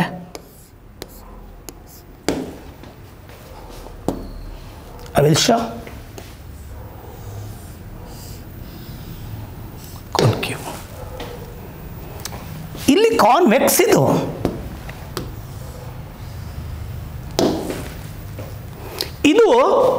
ವಿಕೇಂದ್ರೀಕರಣ. ಭಾಳ ಸರಳವಾಗಿ ಹೇಳ್ತೀನಿ, ದೊಡ್ಡದಾಗಿ ಕಾಣುವುದು. ದೊಡ್ಡ ಗಾತ್ರ ದೊಡ್ಡದಾಗಿ ಕಾಣುತ್ತೆ. ಇದು ಗಾತ್ರ ಚಿಕ್ಕದಾಗುತ್ತೆ. ಐ ಥಿಂಕ್ ನಥಿಂಗ್ ಬಟ್ ಕೇಂದ್ರೀಕರಣ, ಸೆಂಟ್ರಲೈಸೇಷನ್. ಇದಕ್ಕೆ ಕಾನ್ವೆಕ್ಸ್ ಅಂತ ಕರಿತೀವಿ. Convex mirror. ಉಬ್ಬಿದ, ತಗ್ಗಿದ, ಭಾಳ ಸಿಂಪಲ್ಲು. ಈಗ ಒಂದು ಸಣ್ಣ ಎಕ್ಸಾಂಪಲ್ ಕೊಡ್ತೀನಿ. ಕಣ್ಣಿನ ವೈದ್ಯ ಬಳಸುವುದು ನಿಮ್ನ. ಕಾರಣ ಕಣ್ಣಲ್ಲಿ ಬಿದ್ದ ವಸ್ತು ದೊಡ್ಡದಾಗಿ ಕಾಣಬೇಕು. ಆಯಿತು. ಹಲ್ಲಿನ ಅಥವಾ ದಂತವೈದ್ಯ ಬಳಸೋದು ವಾಚ್ ರಿಪೇರಿ ಮಾಡೋನು ದಪ್ಪದಾಗಿ ಕಾಣಬೇಕು. ಅದಕ್ಕೆ ದೊಡ್ಡ ಗಾತ್ರದಲ್ಲಿ ವಿಕೇಂದ್ರೀಕರಣವಾಗಬೇಕು. ಅಗಲ ಮಾಡಿದ್ರೆ ನಿಮ್ನ, ಚಿಕ್ಕದು ಮಾಡಿದ್ರೆ ಪೀನ. ಇಲ್ಲಿ ಬರ್ತೀನಿ. ಪೀನ ದರ್ಪಣದಲ್ಲಿ ಬೆಸ್ಟ್ ಎಕ್ಸಾಂಪಲ್ ಕೊಡ್ತೀನಿ. ನಮ್ಮ ಗಾಡಿಗಳಲ್ಲಿರುವ ಸೈಡ್ ಮಿರರ್ಸ್, ವಾಹನದ ಬದಿಗಳಲ್ಲಿರುವ ದರ್ಪಣಗಳು. ಅಲ್ಲಿಗರ್ಥ ದರ್ಪಣ ಚಿಕ್ಕದಾಗಿ ಕಾಣಿಸ್ಬೇಕು, ಕೇಂದ್ರೀಕರಣ ಮಾಡೋಕೆ. ಈ ಸೈಡಲ್ಲಿದ್ದಾವಲ್ಲ ಮಿರರ್ಸ್, ಇವಾಗ ಇದರಲ್ಲಿ ದೊಡ್ಡ ಲಾರಿ ಚಿಕ್ಕದಾಗಿ ಕಾಣುತ್ತೆ. ಅಲ್ಲಿಗೆ ಇದನ್ನು ಇನ್ನೊಂದು ಪದ ಬರಿಬೋದು. ಇನ್ನೋಟದ ದರ್ಪಣ. ಇನ್ನೋಟ ಅಂದರೆ ಹಿಂದ್ಗಡೆದು. ಇಡೀ ಇದಕ್ಕೆ ಏನು ಹಾಕ್ಯವ್ರೆ ಅಂದರೆ ಇದು ಉಬ್ಬೈತೆ. ಎಂಥ ಮಿರರ್ ಅಂದರೆ ಪೀನ ದರ್ಪಣ. ಇಡೀ ಲಾರಿ ಕಾಣುತ್ತೆ. ಇದಕ್ಕೆ ಏನಾರ ನಿಮ್ಮನ್ನ ಹಾಕ್ಬಿಟ್ರೆ ಲಾರಿ ಟೈರ್ ಕಾಣ್ತದೆ, ಇಲ್ಲ ಬೋಲ್ಟ್ ಕಾಣ್ತದೆ. ಇದು ಭಾಳ ಸುಮಾರು ಎಕ್ಸಾಮ್ ಕೇಳುತ್ತೆ. ಸೈಡ್ ಮಿರರ್ಸ್ ಯಾವುದು ಅಂದರೆ ಇಟ್ಸ್ ಎ ಕಾನ್ವೆಕ್ಸ್. ಮುಟ್ಟಿ ನೋಡಿ ನಿಮ್ಮ ಹೀರೋ ಹೊಂಡದಲ್ಲೂ ಕೂಡ ಹಿಂದ್ಗಡೆ ಬರ್ತಾ ಇರೋ ಗಾಡಿ ಕಾಣಬೇಕು ಅಂದರೆ ಇಡೀ 2-3 ಲಾರಿಗಳು ಚಿಕ್ಕದಾಗಿ ಕಾಣ್ತವೆ. That is the pin. ಈಗ ಯಾವುದು ಬೇಕಾದ್ರೂ ಎಕ್ಸಾಂಪಲ್ ಎತ್ಕೋಬೋದು. ದೊಡ್ಡದಾಗಿ ಕಾಣೋದು ನಿಮ್ಮನ್ನ ವಾಚ್ ರಿಪೇರಿ ಮಾಡೋನ ಕೈಲಿ. This is the most important. ಇದನ್ನು ನೀವು ನೋಡಿಕೊಂಡ್ರೆ ಅನುಕೂಲ ಆಗ್ತಾ ಬರ್ತದೆ. ಭಾಳ ಟಾಪಿಕ್ಗಳನ್ನು ನೀವು ತಲೆಕೆಡಿಸ್ಕೋಬೇಕಾದ ಅವಶ್ಯಕತೆ ಇಲ್ಲ. $10 ಎಫೆಕ್ಟ್ ಅಂತ ಕರಿತಾ ಬರ್ತಾರೆ. ಸಣ್ಣಗೆ ಒಂದು ಕಿಂಡಿಯಿಂದ ಬರ್ತಾ ಇರ್ತದೆ ಒಂದು ಬೆಳಕು, ಅದಕ್ಕೆ $10 ಎಫೆಕ್ಟ್ ಅಂತ ಕರಿತಾ ಬರ್ತೀವಿ. ನಾವು ಸಾಮಾನ್ಯ ನೀವು ಕಾಣ್ತಾ ಬರ್ಬೋದು ಇದನ್ನು. ತರ್ಪಣ ಸಾಕಿಷ್ಟು ಈ ಚಾಪ್ಟ್ರಲ್ಲಿ. ನೆಕ್ಸ್ಟ್ ಮುಂದೆ ಬರ್ತಾ ಇದ್ದೀನಿ. ಶಬ್ದ ಇಂಗ್ಲೀಷಲ್ಲಿ ಸೌಂಡ್ ಅಂತ ಕರಿತೀವಿ. ಶಬ್ದದ ಬಗ್ಗೆ ಅಧ್ಯಯನ ಮಾಡೋದಕ್ಕೆ ಅಕೌಸ್ಟಿಕ್ಸ್ ಅಂತ ಕರಿತೀವಿ. ಆಪ್ಟಿಕ್ಸ್ ಅಲ್ಲೇ ಹೇಳಿದ್ದೆ, ಅಕೌಸ್ಟಿಕ್ಸ್ ಇಲ್ಲಿ ಹೇಳ್ತೀನಿ. ಅಕೌಸ್ಟಿಕ್ಸ್ ಅಂತ ಕರಿತೀವಿ. ಅಕೌಸ್ಟಿಕ್ಸ್ ಅಂದರೆ ಸೌಂಡನ್ನು ಅಧ್ಯಯನ ಮಾಡೋದು. ಆಪ್ಟಿಕ್ಸ್ ಅಂದರೆ ಲೆನ್ಸಸ್ ಬಗ್ಗೆ ಅಧ್ಯಯನ ಮಾಡೋದು. It's a branch of physics which deals with the study of the sounds in a different media. ಬೇರೆ ಬೇರೆ ಮಾಧ್ಯಮದಲ್ಲಿ ಶಬ್ದಕ್ಕೆ ಸಂಬಂಧಪಟ್ಟಂತೆ ಅಧ್ಯಯನ ಮಾಡ್ತಾ ಬರೋದು ಅಕೌಸ್ಟಿಕ್ಸು. ಶಬ್ದ ನಿರ್ವಾತದಲ್ಲಿ ಚಲಿಸಲ್ಲ, ಗ್ಯಾರಂಟಿ. ನಿರ್ವಾತದಲ್ಲಿ ಚಲಿಸೋದಿಲ್ಲ. ಯಾವುದ್ರಲ್ಲಿ ಚಲಿಸುತ್ತೆ ಹೆಚ್ಚಾಗಿ? ಘನ ಹೆಚ್ಚು, ನಂತರ ದ್ರವ, ನಂತರ ಅನಿಲ. ಅಲ್ಲಿಗರ್ಥ ಶಬ್ದವು ಈ ಕೆಳಗಿನ ಈ ಕಡೆ ಹೋದಂತೆ ಮಾಧ್ಯಮ ಸಾಂದ್ರತೆ ಕಡಿಮೆ ಆದಂತೆ ವೇಗ ಕೂಡ ಕಡಿಮೆ ಆಗ್ತದೆ. 5000 meter per second, 5000 meter per second ಇದು. ಇನ್ನು ಮುಂದಕ್ಕೆ ಹೋದಂಗೆ ಕಡಿಮೆ ಆಗ್ತಾ ಬರ್ತದೆ. 1450 ಮತ್ತೆ 331 metre per second. But when compare to the ಲೈಟ್ಗೆ ಹೋಲಿಕೆ ಮಾಡಿಕೊಂಡ್ರೆ ಸೌಂಡ್ ಕಡಿಮೆ. ಅದಕ್ಕೆ ಮಿಂಚು ಕಂಡ ನಂತರ ಗುಡುಗು ಕೇಳಿಸುತ್ತದೆ. ನೆಕ್ಸ್ಟ್ ಮುಂದೆ ಬರ್ತಾ ಇದ್ದೀನಿ. ಈ ಶಬ್ದ ಆಯಿತು. ಈ ಶಬ್ದದಲ್ಲಿ ಇನ್ನೇನು ಕೇಳ್ಬೋದು ಪ್ರಶ್ನೆನ? ಅಲ್ಲಿಗೆ ಮಾಧ್ಯಮ ಕೇಳ್ತಾ ಬರ್ತಾರೆ. ಯಾವ ಮಾಧ್ಯಮದಲ್ಲಿ ಹೆಚ್ಚು ವೇಗದಲ್ಲಿ ಚಲಿಸುತ್ತೆ ಅಂತ ಕೇಳ್ತಾ ಬರ್ತಾರೆ. ಶಬ್ದವನ್ನು ಅಳಿಬೇಕಾದ್ರೆ ನಾವು ಅಡ್ಸಲ್ಲಿ ಅಳಿತೀವಿ. ಅಡ್ಸ್ ಸರ್ ನಾನೆಲ್ಲ ಹೇಳಿದ್ದೀನಲ್ಲ, ಶಬ್ದವನ್ನು ಅಳೆಯುವಂಥ ಮಾನ ಅಡ್ಸ್ ಅಂತ. ತರಂಗಗಳು ಎಷ್ಟು ಇದಾಗ್ತಾ ಬರ್ತದೆ, ಫ್ರೀಕ್ವೆನ್ಸಿನ ಆವೃತ್ತಿಯನ್ನು ಅಳಿಬೇಕಾದ್ರೆ ಅಡ್ಸಲ್ಲಿ ಅಳಿತೀವಿ. ಸರ್ ಡೆಸಿಬೆಲ್ಸ್ ಅಂತ ನೋಡಿದ್ದೀವಲ್ಲ, ಡೆಸಿಬೆಲ್ ಅನ್ನೋದು ಅದು ಶಬ್ದದ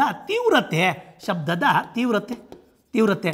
ಹಾಗಾದರೆ ನಮ್ಮಲ್ಲೆಲ್ಲಾರ ಶಬ್ದ ತೀವ್ರವಾಗಿ ಉಂಟಾಗೋದನ್ನು 80 ಡೆಸಿಬಲ್ಗಿನ ಕಡಿಮೆ ಇರಬೇಕು. ನಮ್ಮದು 90, 100, 110 ಬಂದಾಗ ಶಬ್ದ ಮಾಲಿನ್ಯವಾಗುತ್ತೆ, ನಾಯ್ಸ್ ಪೊಲ್ಯೂಷನ್ಸ್ ಆಗ್ತದೆ, ತಲೆನೋವು ಬರ್ತದೆ.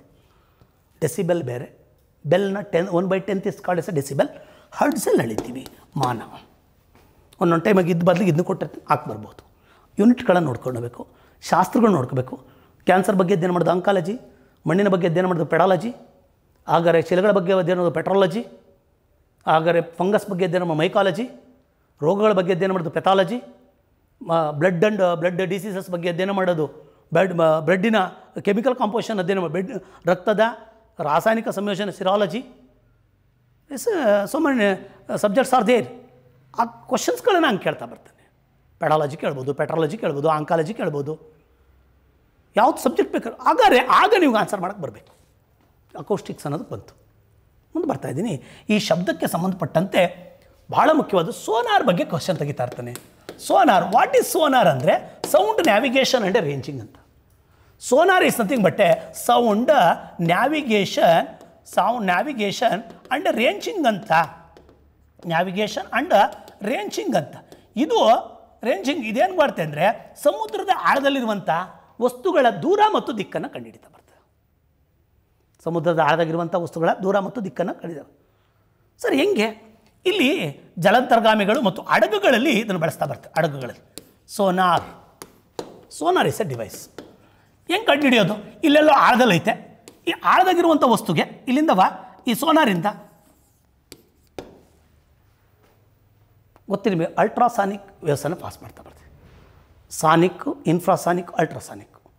ಮನುಷ್ಯನ ಕೆಪ್ಯಾಸಿಟಿ 20 ಅಡ್ಸ್ಗಿಂತ 20,000 ಅಡ್ಸ್, 20,000 ಅಡ್ಸ್ಗಿಂತ ಇರ್ತಾರೆ ಅಲ್ಟ್ರಾಸಾನಿಕ್ ಸೌಂಡ್ಸ್.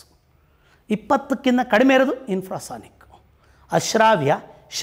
ಶ್ರಾವ್ಯ ಶಬ್ದ ಅಂದರೆ ಮನುಷ್ಯ ಕೇಳುವಂಥ ಶಬ್ದವನ್ನು ನಾವು ಶ್ರಾವ್ಯ ಅಂತ ಕರಿತೀವಿ. 20ರಿಂದ 20,000 ಹಡ್ಸ್ಗಳು. ಅಡ್ಸ್ ಶ್ರಾವ್ಯ. 20,000ಕ್ಕಿಂತ ಜಾಸ್ತಿ ಆದರೆ ಶ್ರವಣಾತೀತ. ಅಲ್ಟ್ರಾಸಾನಿಕ್ ಏನದು? 20,000ಕ್ಕಿಂತ ಹೆಚ್ಚು ಅಡ್ಸಲ್ಲಿ ಶಬ್ದ ಇದಾಗ್ತಾ ಇರೋದು, ಉತ್ಪತ್ತಿ ಆಗ್ತದೆ. 20,000ಕ್ಕಿಂತ ಹೆಚ್ಚು ಅಡ್ಸ್ ಆಲ್ರೆಡಿ ಬಳಸಿದ್ದೀನಿ. ತೀವ್ರತೆ ಡೆಸಿಬಲ್ಸ್. 20ಕ್ಕಿಂತ ಕಡಿಮೆ ಆದರೆ ಅಶ್ರಾವ್ಯ.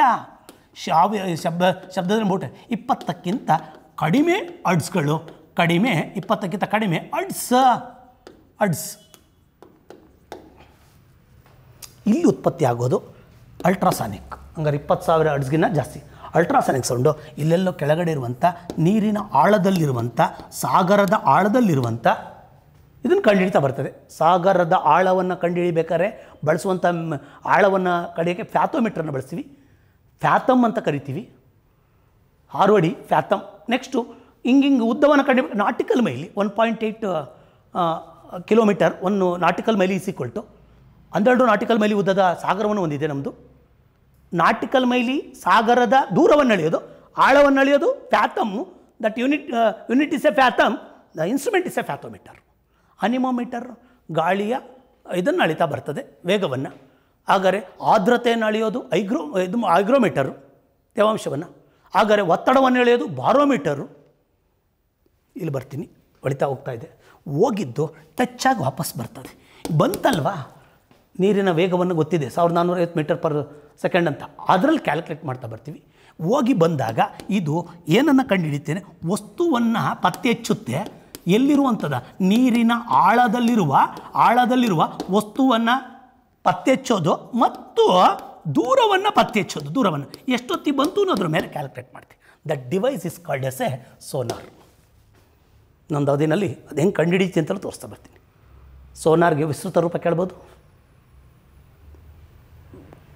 ಅಲ್ಲಿಗೆ ರೆಡಾರ್ ಅಂದರೆ ವಸ್ತುಗಳನ್ನ, ಆಕಾಶದ ಆರ್ತಾ ಇರೋ ವಸ್ತುಗಳನ್ನ ಡಿಟೆಕ್ಟ್ ಮಾಡೋದು ರೆಡಾರ್ ಬೇರೆ, ಸೋನಾರ್ ಬೇರೆ. ಸೋನಾರ್ ನೀರಿನ ಆಳದಲ್ಲಿ, ಜಲಾಂತರ್ಗಾಮಿಗಳಲ್ಲಿ, ಹಡಗಿನಲ್ಲಿ ಕೆಳಗಡೆ ಬಿದ್ದೋಗಿರುವಂಥ ಹಡಗನ್ನು ಪತ್ತೆ ಹಚ್ಚೋದು, ವಸ್ತುವನ್ನು ಪತ್ತೆ ಹಚ್ಚೋದು. ಸೌಂಡ್ ಮೂಲಕ they producing the sound in the form of a ultrasonic ಸೌಂಡನ್ನು ಪ್ರೊಡ್ಯೂಸ್ ಮಾಡಿ ಏನು ಮಾಡ್ತಾ ಬರ್ತದೆ, ಕೆಳಗೆ ಪಾಸ್ ಮಾಡ್ತದೆ, ಮತ್ತೆ ವಾಪಸ್ ಬರುತ್ತೆ. ನ್ಯಾವಿಗೇಷನ್ ದಿಕ್ಕು ಮತ್ತು ದೂರ ನೀರಿನ ಆಳವಾಗುವಂಥ ದಿಕ್ಕು ಮತ್ತು ಇಲ್ಲ ಐತಾ ಇಲ್ವಾ ಅಂತ ಕಳಿಸಿ ಮತ್ತೆ ವಾಪಸ್ ಬರುತ್ತೆ. ಈ ಸಾಧನೆ ಡಿಟೆಕ್ಟ್ ಮಾಡ್ತಲ್ಲ ಇದಕ್ಕೆ ಸೋನಾರ್ ಅಂತ. ಪ್ರತಿಧ್ವನಿ ಅಂತ ಕೇಳ್ತಾ ಬರ್ತಾನೆ.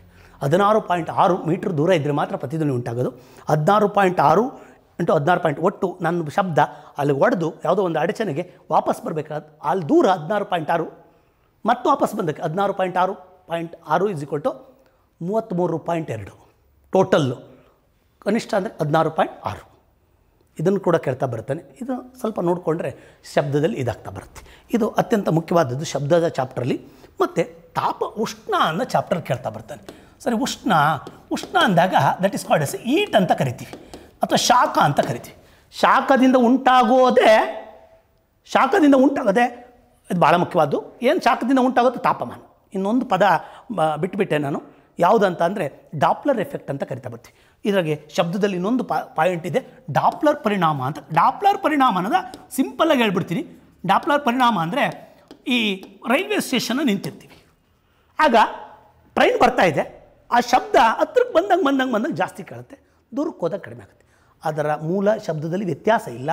ನಮಗೆ ಹತ್ರ ಬಂದಾಗ ನಮ್ಮ ಮತ್ತು ಅದರ ನಡುವಿನ ದೂರದಲ್ಲಿ ಏನಾಗ್ತಾ ಬರ್ತದೆ, ವ್ಯತ್ಯಾಸವಾಗ್ತಾ ಬಂದಂಗೆ ಶಬ್ದದ ಪ್ರಮಾಣದಲ್ಲಿ ವ್ಯತ್ಯಾಸವಾದಂತೆ ಗ್ರಹಿಸ್ತಾ ಬರ್ತೀವಿ. ಇಂಥ ಪರಿಣಾಮಕ್ಕೆ ನಾವು ಏನಂತ ಕರಿಬೋದು, ಡಾಪ್ಲರ್ ಎಫೆಕ್ಟ್ ಅಂತ. ಇದನ್ನು ಡಾಪ್ಲರ್ ಕಂಡಿದ್ದೆ, ಆ ಡಾಪ್ಲರ್ ಎಫೆಕ್ಟ್ ಅಂತ ಕರಿತೀವಿ. ಸರ್ ಎಕ್ಸಾಂಪಲ್ ಕೊಡಿ, ಯಾವ ಎಕ್ಸಾಂಪಲ್?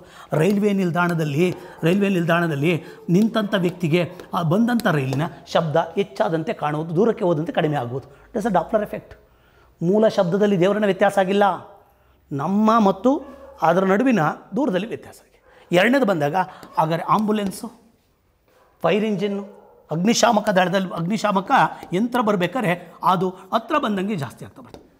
ಪೊಲೀಸ್ ವೆಹಿಕಲ್ ಸೈರನ್ ಮಾಡ್ಕೊಂಬರ್ಬೇಕಾರೆ ಮತ್ತು ಆಂಬುಲೆನ್ಸ್ ಬರಬೇಕಾದ್ರೆ ಕೂಡ ಅದೇ ಥರ ಆಗ್ತಾ ಬರುತ್ತೆ. ಇದನ್ನು ನಾವು ಡಾಪ್ಲರ್ ಎಫೆಕ್ಟ್ ಅಂತ ಕರಿತಾ ಬರ್ತೀವಿ. ನೆಕ್ಸ್ಟ್ ಮುಂದೆ ಬರ್ತಿದ್ದೀನಿ. ಇದ್ರಾಗೆ ಹೀಟ್ ಬಂದಾಗ ಅತ್ಯಂತ ಮುಖ್ಯವಾದದ್ದು, ಹೀಟ್ ಬಂದಾಗ ಭಾಳ ಮುಖ್ಯ. ಈ ತುಂಬ ಕೇಳ್ತಾ ಬರ್ತೀನಿ, ಶಾಖದಿಂದ ವಸ್ತುವಿನ ಸ್ಥಿತಿ ಬದಲಾವಣೆ ಆಗುತ್ತೆ. ಯಾವುದರಿಂದ? ಘನದಿಂದ ದ್ರವಕ್ಕೆ ಹೋಗ್ತವೆ, ದ್ರವದಿಂದ ಅನಿಲಕ್ಕೆ ಹೋಗ್ತವೆ, ಅನಿಲದಿಂದ ಪ್ಲಾಸ್ಮಾ ಸ್ಥಿತಿ ಬರ್ತವೆ. ಅಲ್ಲಿಗೆ ವಸ್ತುವಿನ 4ನೇ ಸ್ಥಿತಿ ಪ್ಲಾಸ್ಮಾ. ನಕ್ಷತ್ರಗಳಲ್ಲಿ ಮತ್ತು ಭಾಳ ಮುಖ್ಯವಾದದ್ದು, ಇನ್ನೆಲ್ಲಿ ಕಾಣ್ಬೋದು ಅದನ್ನು ಅಂದರೆ ನಕ್ಷತ್ರಗಳಲ್ಲಿ ಕಾಣ್ತೀವಿ, ಆಮೇಲೆ ಫ್ಲೋರಸೆಂಟ್ ಬಲ್ಬ್ಗಳಲ್ಲಿ ಕಾಣ್ತಾ ಬರ್ತೀವಿ. ಘನ ದ್ರವ ಅನಿಲ. ಅಲ್ಲಿಗೆ ಅರ್ಥ ಹಿಂಗೆ ಪಾಸಾಗ್ತಾ ಹೋದಂಗೆ ಈಟ್ ಕೊಟ್ಟಂಗೆ ಜಾಸ್ತಿ ಆಗುತ್ತೆ. ಈಟ್ ಕೊಟ್ಟಂಗೆ ಏನಾಗುತ್ತೆ, ಈಟ್ ಕೊಟ್ಟಂತೆ ವಸ್ತುವಿನಲ್ಲಿ ತಾಪಮಾನ ಹೆಚ್ಚಾಗುತ್ತೆ. ಶಾಖದ ಪರಿಣಾಮ ತಾಪಮಾನ. ಬೇಸಿಕ್ಸ್ ಇದ್ದರೆ ಅರ್ಥ ಆಗೋದು, ಬಟ್ ಇಲ್ಲಿಂತ ಹೇಳ್ತಾ ಬಂದಿದ್ರಿ. ಅಲ್ಲಿಗೆ ಅರ್ಥ ಇದು ದ್ರವೀಕರಣವಾಯಿತು, ಬಾಷ್ಪೀಕರಣವಾಯಿತು, ನೆಕ್ಸ್ಟ್ ಅಯಾನೀಕರಣವಾಯಿತು, ಲಾಸ್ಟ್ಗೆ ಪ್ಲಾಸ್ಮಾ ಆಯಿತು. ಮತ್ತೆ ಉಲ್ಟಾ ಬಂದರೆ ಶಾಖ ತೆಗೆದು ಅಂದರೆ they come to this side. ಇದನ್ನೇ ನಾವು ಕಂಡೆನ್ಸೇಷನ್ ಅಂತ ಕರಿತಾ ಬರ್ತೀವಿ. ಹಿಂಗಾಗೋದಕ್ಕೆ ಕಂಡೆನ್ಸೇಷನ್ ಅಥವಾ ರಿವರ್ಸ್ ಮ್ಯಾನರ್ಗೆ ಸಾಂದ್ರೀಕರಣ ಅಂತ ಕರಿತೀವಿ. ಹಿಂಗೋದಾಗ ದ್ರವೀಕರಣ ಬಾಷ್ಪೀಕರಣ ಆಗ್ತಾ ಬಂತು. ಸರ್ ವಾಪಸ್ ಬಂದರೆ ಏನಂತ ಕರಿತೀರ ಅದನ್ನು? ಅಲ್ಲಿಗೆ ಒಂದು ಮನೆಯ ಮುಂದೆ ನಿಲ್ಲಿಸಿರುವಂಥ ಕಾರಿನ ಮೇಲೆ ಬೆಳಿಗ್ಗೆ ಎದ್ದಾಗ ಇಬ್ಬನಿ ಬಿದ್ದಿರುತ್ತೆ. ಅದಕ್ಕೆ ಕಾರಣ ಸಾಂದ್ರೀಕರಣ. ತಾಪಮಾನ ಕಡಿಮೆ ಆಗಿರೋದ್ರಿಂದ ಅದು ಏನಾಗಿದೆ ಹೇಳಿ, ನೀರಾವಿ ಉಂಟಾಗಿದೆ. ನೀರಾವಿ ಮೇಲ್ಗಡೆ ಹೋಗಿದ್ದು ಕೆಳಗಡೆ ಘನೀಕರಣವಾಯಿತು, ಕೆಳಗಡೆ ಬೀಳ್ತಾ ಬಂತು. ಅಲ್ಲಿಗೆ ನೀರಾವಿ ಮೋಡ ಆಗೋದು ಸಾಂದ್ರೀಕರಣ. ಮೇಲ್ಗಡೆಯಿಂದ ಮತ್ತೆ ಬೀಳುತ್ತೆ, ಬಿದ್ದಾಗ ನಾವು ನೀರನ್ನು ಕಾಣ್ತಾ ಬರ್ತೀವಿ, ಸಾಂದ್ರೀಕರಣ, ರಿವರ್ಸ್ ಮ್ಯಾನರ್. ಇದರಾಗೆ ತುಂಬ ಇಂಪಾರ್ಟೆಂಟ್ ಅಂದರೆ ಗೊತ್ತಿರಲಿ ನಿಮಗೆ, ಈ ನೀರೈತಲ್ಲ ಆಗ ವಸ್ತುವು ಸಂಕಚನ ಮತ್ತು ವಿಕಸನವಾಗ್ತವೆ. ಸಂಕಚನ ಮತ್ತು ವಿಕಸನವಾಗ್ತವೆ. ವಿಕಸನ ಅಂದರೆ ಎಕ್ಸ್ಪ್ಯಾಂಡ್ ಆಗ್ತವೆ. ಶಾಖ ಕೊಟ್ಟರೆ ವಸ್ತುಗಳು ವಿಕಸನ, ತೆಗೆದ್ರೆ ಸಂಕಚನ ಆಗ್ತವೆ. ಸರ್ ವಿಕಸನವಾಗೋದಕ್ಕೊಂದು ಎಕ್ಸಾಂಪಲ್ ಕೊಡಿ. ಬೇಸಿಗೆ ಕಾಲದಲ್ಲಿ ತಂತಿಗಳು ನೇತಾಡ್ತಾ ಇರ್ತವೆ, ಎಲೆಕ್ಟ್ರಿಕ್ ತಂತಿಗಳು. ಮತ್ತು ಅದಕ್ಕೆ ರೈಲಿನ ಹಳಿಗಳ ಮಧ್ಯದಲ್ಲಿ ಗ್ಯಾಪನ್ನು ಬಿಟ್ಟಿರ್ತಾರೆ. ಕಾರಣ ಬೇಸಿಗೆನಲ್ಲಿ ಏನಾಗ್ತವೆ ಅಂತ, ಮತ್ತೆ ಚೆನ್ನಾಗ್ತವೆ ಅಂತ. 10 ಉದಾಹರಣೆಗಳನ್ನು ನಾವು ನೋಡ್ತಾ ಬರ್ಬೋದು. ಇದ್ರಾಗೆ ಅತ್ಯಂತ ಮುಖ್ಯವಾದಂಥದ್ದು ಕೇಳ್ಬೋದು, ಅನಾಮಲಸ್ ಎಕ್ಸ್ಪ್ಯಾನ್ಷನ್ ಆಫ್ ವಾಟರನ್ನು ಕೇಳ್ತಾ ಬರ್ತಾರೆ. ಅನಾಮಲಸ್ ಎಕ್ಸ್ಪ್ಯಾನ್ಷನ್ ಆಫ್ ವಾಟರನ್ನು ಕೇಳ್ತಾ ಬರ್ತಾರೆ. ಒಂದಲ್ಲ ಇನ್ನೊಂದು ಪರೀಕ್ಷೆಗೆ ಹೆಲ್ಪ್ ಆಗ್ತದೆ, ನೀವು ನೋಡ್ಕೊಂಡಿರ್ಬೇಕು. ಈ ಪರೀಕ್ಷೆ ಬರ್ಬೋದು, ಇಲ್ಲಾಂದರೆ ಯಾವ ಪರೀಕ್ಷೆಗಾರು ಬಂದಿರುತ್ತೆ. ಕಾನ್ಸೆಪ್ಟ್ಸ್ ಚೆನ್ನಾಗಿದ್ಬಿಟ್ರೆ ಇದೇ ಪರೀಕ್ಷೆಗೆ ಅಂತ ಅಲ್ಲ, ಒಂದು ಮೂಲ ಕಲ್ಪನೆಗಳನ್ನು ಇಟ್ಕೊಂಡ್ಬಿಟ್ರೆ ಯಾವ್ದು ಬೇಕಾರುತ್ತೆ. ನೀರನ್ನು ಯಾವುದೇ ವಸ್ತುವು ಈಟ್ ಕೊಟ್ಟಾಗ ಶಾಖವನ್ನು ಕೊಟ್ಟಾಗ ವಸ್ತು ವಿಕಸನವಾಗ್ತದೆ. ಶಾಖವನ್ನು ಕೊಟ್ಟಾಗ ವಿಕಸನವಾಗ್ತದೆ. ಶಾಖವನ್ನು ತೆಗೆದಾಗ ಅಥವಾ ಕಡಿಮೆ ಮಾಡಿದಾಗ ಅದು ಏನಾಗುತ್ತೆ, ಸಂಕಚನವಾಗುತ್ತೆ. ಇದು ಪ್ರಕೃತಿ ನಿಯಮ. ಒಂದು ನಿಮಿಷ ಗಮನಿಸಬೇಕು. ಶಾಖ ಕೊಟ್ಟಾಗ ವಿಕಸನ, ಶಾಖ ತೆಗೆದಾಗ ಸಂಕಚನ. ನೀರು ಮಾತ್ರ 4 to 0 ಡಿಗ್ರಿ, 4ರಿಂದ 0 ಡಿಗ್ರಿಗೆ, 4 ಡಿಗ್ರಿಯಿಂದ 0 ಡಿಗ್ರಿಗೆ ಇಳಿಸಿದಾಗ ನಿಮಗೆ ಗೊತ್ತಿದೆ ಶಾಖವನ್ನು ಏನು ಮಾಡಿದ್ದೀವಿ, ಕಡಿಮೆ ಮಾಡಿದ್ದೀವಿ, ತೆಗೆದಿದ್ದೀವಿ. ಈಗ ನಿಮಗೆ ಗೊತ್ತಾಗೋದೇನೆಂದರೆ ಏನಾಗಬೇಕಾಗಿತ್ತು, ಸಂಕಚನವಾಗಬೇಕಾಗಿತ್ತು. ಆದರೆ ನೀರು ಮಾತ್ರ 4 ಡಿಗ್ರಿಯಿಂದ 0 ಡಿಗ್ರಿಗೆ ಇಳಿಸಿದಾಗ ಸಂಕುಚನವಾಗುವ ಬದಲು ಆಗಲ್ಲ. ಏನಾಗಬೇಕು, ಎಲ್ಲವೂ ಸಂಕುಚನ ಮಾತ್ರವೇ. ಸಂಕುಚನ ಅಂದರೆ ಎಕ್ಸ್ಪ್ಯಾಂಡ್ ಆಗಲ್ಲ. ಸಂಕುಚನ ಯಾಕೆ? ಟೆಂಪರೇಚರು ಏನಾಗಿದೆ, ಟೆಂಪರೇಚರು ಇಳಿದಿದೆ. ಯಾಕೆ ಟೆಂಪರೇಚರ್ ಇಳಿತೆ? ತಾಪಮಾನ, ಶಾಖ ಕಡಿಮೆ ಆಗಿದೆ. ಇಳಿದಿರೋದ್ರಿಂದ ಸಂಕುಚನವಾಗೋ ಬದಲು ಇದು ಏನಾಗ್ತಾ ಇದೆ ಗೊತ್ತಾ, ವಿಕಸನವಾಗ್ತಾ ಇದೆ. ಆದ್ದರಿಂದಲೇ ನೀರಿನಲ್ಲಿ ಜಲಚರಗಳು ವಾಸ ಮಾಡೋಕ್ಕೆ ಯೋಗ್ಯವಾಗಿದೆ. ಹಿಂಗೆ ಈ ಟೆಂಪ್ರೇಚರಾಗಿ ಆಗೋದಕ್ಕೆ ನಾವೇನಂತ ಕರಿತೀವಿ ಗೊತ್ತಾ, ಇದನ್ನು ಅನಾಮಲಸ್ ಎಕ್ಸ್ಪ್ಯಾನ್ಷನ್ ಆಫ್ ವಾಟರ್ ಅಂತ ಕರಿತೀವಿ. Anomalous expansion of water. ನೀರಿನ ಅಸಂಗತ ವಿಕಸನ ಅಂತ ಕರಿತೀವಿ. ಆಗ ಕ್ವಶನ್ ರೈಸ್ ಮಾಡ್ಬೋದು, ನೀರಿನ ಅಸಂಗತ ವಿಕಸನ ಎಲ್ಲಿ, ಯಾವ ಟೆಂಪ್ರೇಚರ್? 4 to 0 ಡಿಗ್ರಿ, 4ರಿಂದ 0ಗೆ ಇಳಿಸಿದಾಗ ನೀರಿನ ಅಸಂಗತ. ಈ ನೀರಿನಲ್ಲಿ ಮಾತ್ರ ಈ ಗುಣ ಕಂಡು ಬರೋದು. ಇದನ್ನು ಅನಾಮಲಸ್ ಎಕ್ಸ್ಪ್ಯಾನ್ಷನ್ ಆಫ್ ವಾಟರ್, ಅಸಂಬದ್ಧ ವಿಕಸನ ಅಂತ ಕೂಡ ಕೆಲವು ಬುಕ್ಕಲ್ಲಿ ಬರೆದಿದ್ದಾರೆ. ತಪ್ಪಲ್ಲ. ಇದು ಇಲ್ಲಿಗೆ ಆಗ್ತಾ ಇರಬೇಕಾದ್ರೆ ಇದು ಹಿಂಗಾಗೋದ್ರ ಬದಲಿಗೆ ಹಿಂಗಾಗೋದೆ ಅಸಂಬದ್ಧ. ನೀರಿನ ಗರಿಷ್ಠ ಸಾಂದ್ರತೆಯು 4 ಡಿಗ್ರಿ ಸೆಲ್ಸಿಯಸ್ ಆಗಿರ್ತದೆ. ಸಾಂದ್ರತೆ 4 ಡಿಗ್ರಿ ಸೆಲ್ಸಿಯಸ್ ಆಗಿರ್ತದೆ. ಇಲ್ಲಿ ಅತ್ಯಂತ ಮುಖ್ಯವಾದದ್ದು, ಯು ಮಸ್ಟ್ ಕನ್ವರ್ಟ್ ಎನೆ Fahrenheit to Celsius to Fahrenheit. ಅಲ್ಲಿಗೆ ಅರ್ಥ ಟೆಂಪರೇಚರನ್ನು ಅಳಿಬೇಕಾದ್ರೆ ವಿ ಆರ್ ಯೂಸಿಂಗ್ ದ ಥರ್ಮೋಮೀಟ್ರನ್ನು ಬಳಸ್ತೀವಿ. ಥರ್ಮೋಮೀಟ್ರ್ ಒಳಗಡೆ ಮರ್ಕ್ಯುರಿ ಇರ್ತದೆ. ಮರ್ಕ್ಯುರಿ ದ್ರವರೂಪದಲ್ಲಿರುವಂತಹ ಒಂದು ಲೋಹ. ದ್ರವರೂಪದ ಲೋಹ. ಹಾಗಾದರೆ ದ್ರವರೂಪದ ಲೋಹ ಯಾವುದು? ಪಾದರಸ ಮತ್ತು ಗ್ಯಾಲಿಯಂ. ಪಾದರಸದ ಇದು ಅದಿರು, ಸಿನಬಾರ್. ಸಿನಬಾರ್ ಹಾಗಾದರೆ ಪಾದರಸದ ಅದಿರು ಯಾವುದು ಅಂತ ಕೇಳ್ಬೋದು. ಅದಿರು ಸಿನಬಾರ್. ಸಿನಬಾರ್ ಸಿನಬಾರ್ ಅಲ್ಲಿಗೆ ಅರ್ಥ HGS ಅಂತ ಸಲ್ಫರ್ ಇರ್ತದೆ ಇದರೊಳಗಡೆ. ಸಿನಬಾರ್. ಇದಕ್ಕೆ ಏನಾರ ಬಾಡಿಗೆ ಬಂದರೆ ಬರುವಂಥ ರೋಗ ಮಿನಾಮಾಟ. ಮಿನಾಮಾಟ ರೋಗ ಬರ್ತದೆ. ಮಿನಾಮಾಟ ರೋಗವು ಮಾನಸಿಕ ಬುದ್ಧಿಶಕ್ತಿ ಇದಾಗ್ತಾ ಬರುತ್ತೆ. ಮೊದಲು ಜಪಾನಲ್ಲಿ ಕಂಡು ಬಂದ್ರಿಂದ ಆ ಪ್ಲೇಸ್ ಹೆಸರು ಇಟ್ಟವ್ರಿ. ಇಲ್ಲಿ ಬರೋಣ ಮುಂದಕ್ಕೆ. ಇದನ್ನೇ ಯಾಕೆ ಬಳಸ್ತಾರೆ ಅಂದರೆ ಗೊತ್ತಿರಬೇಕು, ಸಣ್ಣ ಟೆಂಪ್ರೇಚರ್ಗೂ ಕೂಡ ಅದು ಬದಲಾವಣೆ ಆಗುತ್ತೆ. ಯಾವುದು ಮತ್ತು ಅಂಟ್ಕೊಳಲ್ಲ, ಒಳಪನ್ನು ಹೊಂದಿದೆ. ಯಾವುದು ಪಾದರಸ. ಅದಕ್ಕೆ ಥರ್ಮೋಮೀಟ್ರ್ಗಳಲ್ಲಿ ಪಾದರಸ ತುಂಬ ಬಾರೋಮೀಟ್ರು, ಥರ್ಮೋಮೀಟ್ರು. ಬಾರೋಮೀಟ್ರ್ ಅಂದರೆ ಒತ್ತಡವನ್ನು ಅಳೆಯೋದು ಬಾರೋಮೀಟ್ರು. ಥರ್ಮೋಮೀಟ್ರ್ ಅಂದಾಗ ಶಾಖವನ್ನು ಅಳೆಯೋದು ಸ್ಪಿಗ್ಮೋ ಮಾನೋಮೀಟರು ರಕ್ತದ ಒತ್ತಡವನ್ನು ಅಳೆಯುತ್ತೋ ಸ್ಪಿಗ್ಮೋ ಮಾನೋಮೀಟ್ರು. ಇಂಥವ್ರಾಗೆಲ್ಲ ಪಾದರಸವನ್ನು ಬಳಸ್ತಾರೆ. ಅಲ್ಲಿಗೆ ಅರ್ಥ ಥರ್ಮೋಮೀಟ್ರ್ ಬಳಸುವಂಥದ್ದು ಏನದು ಪಾದರಸ. ಅಲ್ಲಿಗೆ ಇನ್ನೂ ಒಂದು ಗೊತ್ತಿರಲಿ, ಅತ್ಯಂತ ಕಡಿಮೆ ತಾಪಮಾನವನ್ನು ಅಳಿಬೇಕಾದ ಥರ್ಮೋಮೀಟ್ರ್ಗಳಲ್ಲಿ ಆಲ್ಕೋಹಾಲನ್ನು ಬಳಸ್ತಾರೆ. ಆಲ್ಕೋಹಾಲ್ ಮತ್ತು ಹೆಚ್ಚಿನ ಇದರಲ್ಲಿ ಜಲಜನಕ ಬಳಸ್ತಾರೆ. ಜಲಜನಕ ಬಳಸ್ತಾ ಬರ್ತಾರೆ. ಅಲ್ಲಿಗರ್ಥ ಕಡಿಮೆ ತಾಪಮಾನ ಇದ್ದಾಗ ಬಳಸುವಂಥದ್ದೇ ಆಲ್ಕೋಹಾಲ್ ಅಂತ ಬರ್ತದೆ. ಅಲ್ಲಿಗೆ ದ್ರವರೂಪದ ಲೋಹ ಅಂತ ಹೇಳ್ತಾ ಬಂದ್ವಿ. ಯಾವುದು ಜೊತೆಗೆ ಆಲ್ಕೋಹಾಲ್ ಕೂಡ ತುಂಬ ಕಡಿಮೆ ಟೆಂಪ್ರೇಚರ್ ಇದ್ದಾಗ ಆಗ ಅಳಿಬೇಕು. ನಾವು ಅತ್ಯಂತ ಹೆಚ್ಚು ಟೆಂಪ್ರೇಚರ್ ಇದ್ದಾಗ ಬಳಸುವಂಥದ್ದೇ ಒಂದು ಇನ್ಸ್ಟ್ರೂಮೆಂಟ್, ಬೇರೆದು ಸಾಧನ ಬಳಸ್ತೀವಿ. That is a pyrometer. Pyrometer ಅಂದರೆ ಹೆಚ್ಚಿನ ತಾಪಮಾನವನ್ನು ಅಳೆಯುವಂಥ, ಹೆಚ್ಚಿನ ತಾಪಮಾನ ಅಳೆಯುವ ಒಂದು ಸಾಧನವೇ ಪೈರೋಮೀಟರ್. ಸೂರ್ಯನಲ್ಲಿ ಶಾಖವನ್ನು ಅಳಿಬೇಕಾದ್ರೆ ಅತ್ಯಂತ ಹೆಚ್ಚು ಬಂದಾಗ V are using the hydrogen. ತುಂಬ ಕಡಿಮೆ ಬಂದಾಗ, ತುಂಬ ಕಡಿಮೆ ಜಾಗದಲ್ಲಿ ನಾವು ತಾಪಮಾನ ಅಳಿಬೇಕಾದ್ರೆ ಆಗ ಫ್ರೀಸ್ ಆಗಿಬಿಡ್ತದೆ. ಇದು ನಾರ್ಮಲ್ಲಾಗಿ ಪಾದರಸ. ಇಲ್ಲಿ ಸ್ಕೇಲ್ ಕೇಳ್ತಾನೆ, ಒಂದೇ ಗೊತ್ತಿರಬೇಕು. ಸ್ಕೇಲ್ಸಲ್ಲಿ ನಮ್ಮಲ್ಲಿ ಸೆಲ್ಸಿಯಸ್ ಸ್ಕೇಲ್ ಇದೆ, ಸೆಲ್ಸಿಯಸ್ಸು. ಆಗ ಎರಡನೇದು ಬಂದಾಗ ಫ್ಯಾರನೀಟ್ ಇದೆ, ಫ್ಯಾರನೀಟು.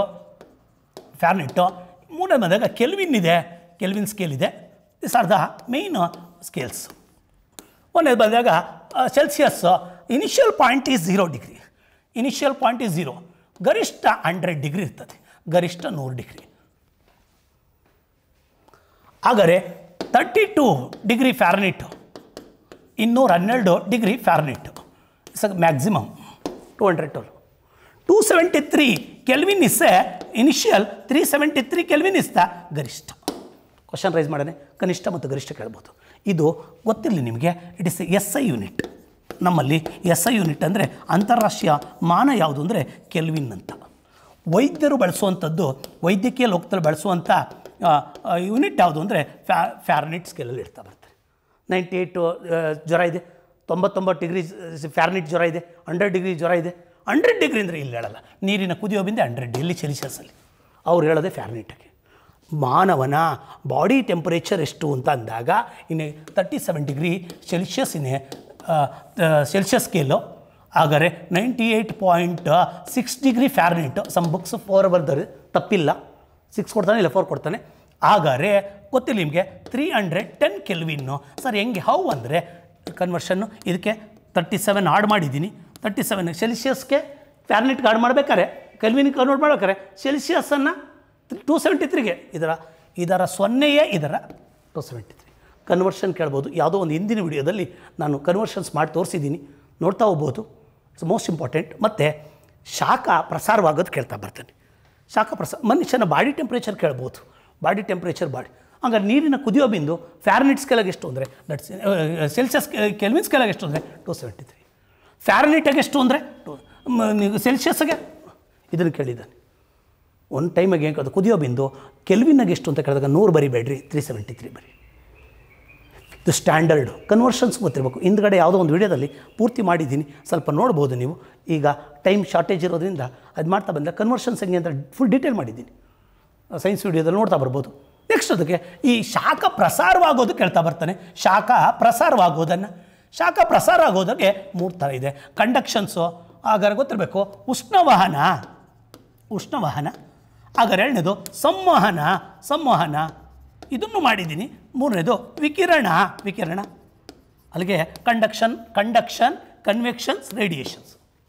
ಸಾಲಿಡ್ಸಲ್ಲಿ ಸಾಲಿಡ್ಸಲ್ಲಿ ಕಣಗಳು ಒತ್ತೊತ್ತಾಗಿರ್ತವೆ, ಅಣುಗಳ ಚಲನೆ ಇಲ್ಲದೆ ಶಾಖ ಪ್ರಸಾರವಾದರೆ ಅದನ್ನು ಉಷ್ಣವಹನ. ಯಾವುದರ ಕಾಣ್ಬೋದು ಇದ in case of a solids ಒತ್ತೊತ್ತಾಗಿದ್ದಾವೆ ಕಣ, ಅಣುಗಳ ಚಲನೆ ಇಲ್ಲದಲೇ ಅಣುಗಳು ಯಾಕೆ ಚಲನೆ, ದ ಕಾಂಪ್ಯಾಕ್ಟ್ಲಿ ಅರೇಂಜ್ಡ್, ಬಾಂಡಿಂಗ್ ಚೆನ್ನಾಗಾಗಿರ್ತದೆ. ಹಾಗಾದರೆ ದ್ರವಗಳಲ್ಲಿ ಆಗೋದನ್ನೇ, ದ್ರವಗಳಲ್ಲಿ ಶಾಖ ಕೊಟ್ಟಾಗ ಅಣುಗಳು ಮೇಲಕ್ಕೆ ಹೋಗ್ತವೆ, ಕೆಳಗಡೆ ಬರ್ತವೆ, ಸಾಂದ್ರತೆ ಮೇಲೆ ಇದಾಗ್ತಾ ಬರುತ್ತೆ. ಇದನ್ನು ನಾವು ಸಂವಹನ ಅದು ಕಂಡು ಬರ್ಬೋದು ದ್ರವದಲ್ಲಿ, ಇದು ಘನದಲ್ಲ. ಯಾವುದೇ ಸಹಾಯವಿಲ್ಲದೆ ಶಾಖ ಇದಕ್ಕೆ ಬರೋದಕ್ಕೆ ಪ್ರಸಾರವಾಗುತ್ತೆ, ಮಧ್ಯವರ್ತಿಗಳ ಸಹಾಯ ಇಲ್ಲದೆ ಪ್ರಸಾರ ಆಗೋದಕ್ಕೆ ವಿಕಿರಣ ಅಂತ ಕರೀತಾ ಬರ್ತೀವಿ. ವಿಕಿರಣ. ಹಾಗಾದರೆ ಸೂರ್ಯನಿಂದ ಭೂಮಿಗೆ ಶಾಖ ಬರೋದು ವಿಕಿರಣ. ಇಲ್ಲಿ ಭೂಮಿಗೆ ಬಿದ್ದಂಥ ಶಾಖ ಕೂಡ ಮೇಲ್ಗಡೆ ಕತ್ತೋದು ಭೂವಿಕಿರಣ. ಭೂಮಿಗೆ ಬಂದಂಥ ಶಾಖ ಇನ್ಫ್ರಾರೆಡ್ ರೇಸಿಂದ ಬಂದಿರ್ತದೆ. ಇನ್ಫ್ರಾರೆಡ್ ರೇಸ್ಗಳು ಸೂರ್ಯನ ಇನ್ಫ್ರಾರೆಡ್ ರೇಸ್ಗಳು ಅವೆಗೆಂಪು ಕಿರಣಗಳು ಶಾಖವನ್ನು ಉಂಟು ಮಾಡ್ತವೆ. ಆ ಅವೆಗೆಂಪು ಕಿರಣಗಳು ಪಡ್ಕೊಂಡಂಥ ಭೂಮಿ ಮತ್ತೆ ಮೇಲ್ಗಡೆಗೆ ಭೂವಿಕಿರಣದ ಮೂಲಕ ಪ್ರಸಾರ ಮಾಡ್ತವೆ. ಇದನ್ನು FDAಲ್ಲೂ ಕೇಳಿದ್ದ. ಮತ್ತು ಸೂರ್ಯನಿಂದ ಭೂಮಿಗೆ ಪ್ರಸಾರವಾಗೋದು ವಿಕಿರಣ. ಇಂಗ್ಲೀಷಾಗೆ ವಿ ಕಾಮನ್ಲಿ ಕಾಲ್ಸ್ ರೇಡಿಯೇಷನ್ ಅಂತ ಕರಿತಾ ಬರ್ತೀವಿ. ಬಹಳ ಮುಖ್ಯವಾದದ್ದು. ಮುಂದಿನಕ್ಕೆ ಹೋಗ್ತಾ ಇದ್ದೀನಿ.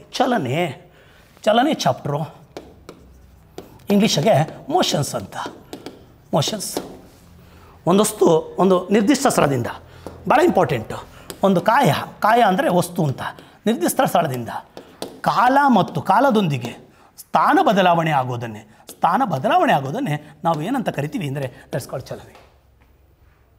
ಒಂದು ವಸ್ತು ಇದೆ, ಕಾಲದೊಂದಿಗೆ ಸ್ಥಾನ ಬದಲಾವಣೆ.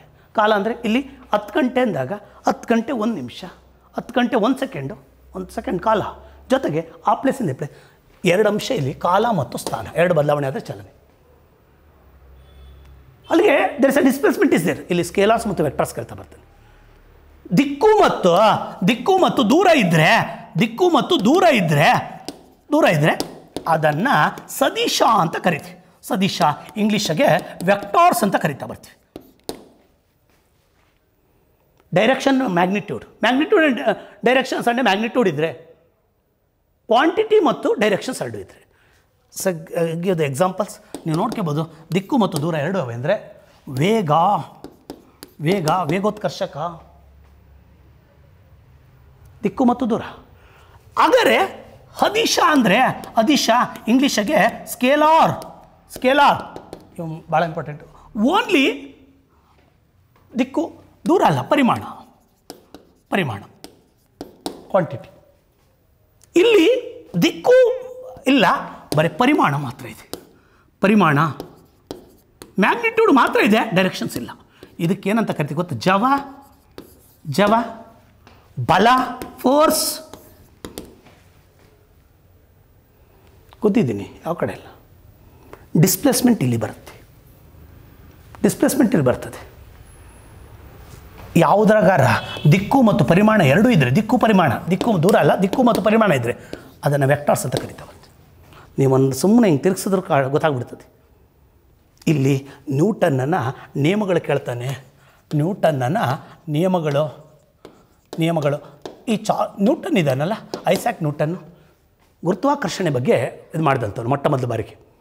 ಬ್ರಿಟಿಷ್ ಭೌತಶಾಸ್ತ್ರಜ್ಞ ಗುರುತ್ವಾಕರ್ಷಣೆ ಬಗ್ಗೆ ಚಲನ ನಿಯಮಗಳನ್ನು ಮಾಡಿಸಿದ್ದಾನೆ. ಇವನು ಬರೆದಂಥ ಪುಸ್ತಕ Principia Mathematica. It's a famous book. Principia Mathematica it's a book written by the Isaac Newton. ಇವನು 3 ನಿಯಮಗಳನ್ನು ಮಂಡಿಸವನೆ. ಯಾವುವು? ಚಲನಾ ನಿಯಮಗಳನ್ನು ಮಂಡನೆ ಮಾಡಿದ್ದಾನೆ. There are 3 norms. ಹಾಗಾದರೆ ನ್ಯೂಟನ್ನನ ಮೊದಲ ನಿಯಮ ಫಸ್ಟ್ ಲಾ ಆಫ್ ಮೋಷನ್. ಏನು ಸಾರದು? ನಿಶ್ಚಲ ಸ್ಥಿತಿಯಲ್ಲಿರುವಂಥ ಕಾಯವು ನಿಶ್ಚಲವಾಗಿ ಇರ್ತದೆ. ಬಾಹ್ಯ ಬಲಪ್ರಯೋಗವಾಗದ ಹೊರತು ತನ್ನ ಸ್ಥಿತಿಯನ್ನು ಬದಲಾಯಿಸುವುದಿಲ್ಲ. ಸಮವೇಗದಲ್ಲಿ ಚಲಿಸುವ ವಸ್ತು ಸಮವೇಗದಲ್ಲೇ ಚಲಿಸುತ್ತೆ. ಬಾಹ್ಯ ಬಲಪ್ರಯೋಗವಾಗದ ಹೊರತು ತನ್ನ ವೇಗವನ್ನು ಹೆಚ್ಚಿಸುವುದಿಲ್ಲ ಮತ್ತು ಕಡಿಮೆ ಮಾಡೋದಿಲ್ಲ. ಸರ್ ಬೆಸ್ಟ್ ಎಕ್ಸಾಂಪಲ್ ಕೊಡಿ ನೋಡೋಣ, ಅಪ್ಲಿಕೇಶನ್ಸ್ ಕೊಡಿ. ನೀವು ಎಕ್ಸಾಂಪಲ್ಸ್ ಹೇಳಿದ್ರಲ್ಲ, ಅದಕ್ಕೆ ಹೋಗ್ತಾ ಇರುವಂಥ ಬಸ್ ಬ್ರೇಕ್ ಆಗ್ತಾಗ ಹಾಕಿದಾಗ ಮುಗ್ಗರಿಸುವುದು, ವ್ಯಕ್ತಿ ಮುಗ್ಗರಿಸ್ತಾನೆ. Is in a resting condition. ಅಲ್ಲಿಗರ್ಥ ಇದರ ಟೋಟಲ್ ಥೀಮ್ ಏನು ಗೊತ್ತಾ? ಇನರ್ಷಿಯಾ. ಕನ್ನಡದಲ್ಲಿ ಜಡತ್ವ ಅಂತ ಹೇಳ್ತಾ ಬರ್ತಾರೆ. ಅಲ್ಲಿಗೆ ಜಡತ್ವವು ಯಾವ ನಿಯಮ ಅಂದರೆ ಫಸ್ಟ್ ಲಾ ಆಫ್ ಮೋಷನ್ನು. ಹಂಗಾರೆ ಯಾವ್ದಾರ ಒಂದು ಕಾಯ ಇದ್ದರೆ ಅಲ್ಲೇ ಇರ್ತದೆ. ಯಾವಾಗ ಮುಂದಕ್ಕೆ ಹೋಗುತ್ತೆ? ಗುದ್ದಿರು ಮಾತ್ರ ಮುಂದಕ್ಕೆ ಹೋಗುತ್ತೆ. ಬಲ ಬೀಳದೆ ಹೋದರೆ ಮುಂದಕ್ಕೆ ಹೋಗಲ್ಲ. ಹೋಗ್ತಾ ಇರೋದು ಹಂಗೆ ಹೋಗುತ್ತಾ? ಎಕ್ಸ್ಟ್ರಾ ಫೋರ್ಸ್ ಬೀಳದೆ ಹೋದರೆ ಅದು ಹಂಗೆ ಹೋಗ್ತದೆ. ಇಲ್ಲ ನಿಂತೈತೆ ಅಂದರೆ ಫಲ ಬಿದ್ದೈತಿ. ಬಲ ಬೀಳದೆ ಹೋದರೆ ಯಾವ ವಸ್ತುನೂ ಕೂಡ ಮುಂದಕ್ಕೆ ಹೋಗಲ್ಲ. ಇದರ ಒಂದೇ ಪದ ಇನರ್ಷಿಯಾ. ಅಲ್ಲಿಗೆ ಈ ಪ್ರಶ್ನೆ ಕೇಳಿದ್ದಾನೆ, ಇನರ್ಷಿಯಾ ಅನ್ನೋದು ಯಾವ ತತ್ವದ್ದು ಅಂದರೆ ಬ್ರೇಕ್ ಆಗ್ತಾಗ ಮುಗ್ಗರಿಸಿ ಬೀಳೋದು ಫಸ್ಟ್ ಲಾ ಆಫ್ ಮೋಷನ್ನು. ಅಲ್ಲಿಗೆ ಎರಡನೇದು ಬರ್ತೀನಿ, second law of motion, second law of motions. ಅಲ್ಲಿಗೆ ಅರ್ಥ ಇದಕ್ಕೆ ಬೇಕಾದಂಗೆ ಉದಾಹರಣೆ ಕೊಡ್ಬೋದು. ಮೇಲ್ಗಡೆ ಪೆನ್ ಇಟ್ಟಿದ್ದೀನಿ, ಈ ಪೇಪರ್ ಇಟ್ಟಿದ್ದೀನಿ, ಹಿಂಗೆ ಎಳೆದೆ ಅದು ಬೀಳ್ತಾ ಇಲ್ಲ, ಕಾರಣ ಅದಕ್ಕೇನು ಬಲ ಬಿದ್ದಿಲ್ಲ ಅಂತ ಅರ್ಥ. ಇದು ಬಿಟ್ಬಿಟ್ಟು ಗುರುತವಾಗಿ ಬಿಟ್ಬಿಟ್ಟು ಮೇಲ್ಗಡೆ ಹೋದಾಗ ನಮ್ಮ ಉಪಗ್ರಹಗಳೆಲ್ಲ ಅಥವಾ ಯಾವುದೋ ಒಂದು ಕಾಯ ಹಿಂಗೆ ಪೆನ್ ಎಸ್ಬಿಟ್ರೆ ಅದ್ರ ಪಾಡಿಗೆ ಅದು ಸುಮ್ಮನೆ ತಿರುಗ್ತಾ ಇರ್ತದೆ. ಯಾಕೆ ತಿರುಗುತ್ತೆ ಅಂದರೆ ಅದ್ರ ಮೇಲೆ ಯಾವುದೇ ಬಲ ಬೀಳಿಲ್ಲ ಅಂದರೆ ಅದು ಕಂಟಿನ್ಯೂಸ್ ಮೂವ್ ಆಗ್ತಾ ಇರ್ತದೆ. ನಾವು ಯಾಕೆ ತಪ್ಪು ಬೀಳ್ತೀವಿ ಅಂದರೆ ನಮಗೆ ಯಾವುದೋ ಒಂದು ಬಲ ಎಳಿತಾ ಐತಿ. ಫಸ್ಟ್ ಎರಡನೇ ನಿಯಮ ಸೆಕೆಂಡ್ ಲಾ ಆಫ್ ಮೋಷನ್ ಏನು ಗೊತ್ತಾ? The force is directly proportion mass into acceleration. ಯಾವುದೇ ಒಂದು ಕಾಯದ ವೇಗೋತ್ಕರ್ಷಕವು ಆ ಬಲಕ್ಕೆ ನೇರ ಅನುಪಾತದಲ್ಲಿರ್ತದೆ, ಆದರೆ ದ್ರವ್ಯರಾಶಿಯನ್ನು ಅವಲಂಬಿಸಿದೆ. ಯಾವುದೇ ಒಂದು ಕಾಯದ ವೇಗೋತ್ಕರ್ಷಕ ಅಂದರೆ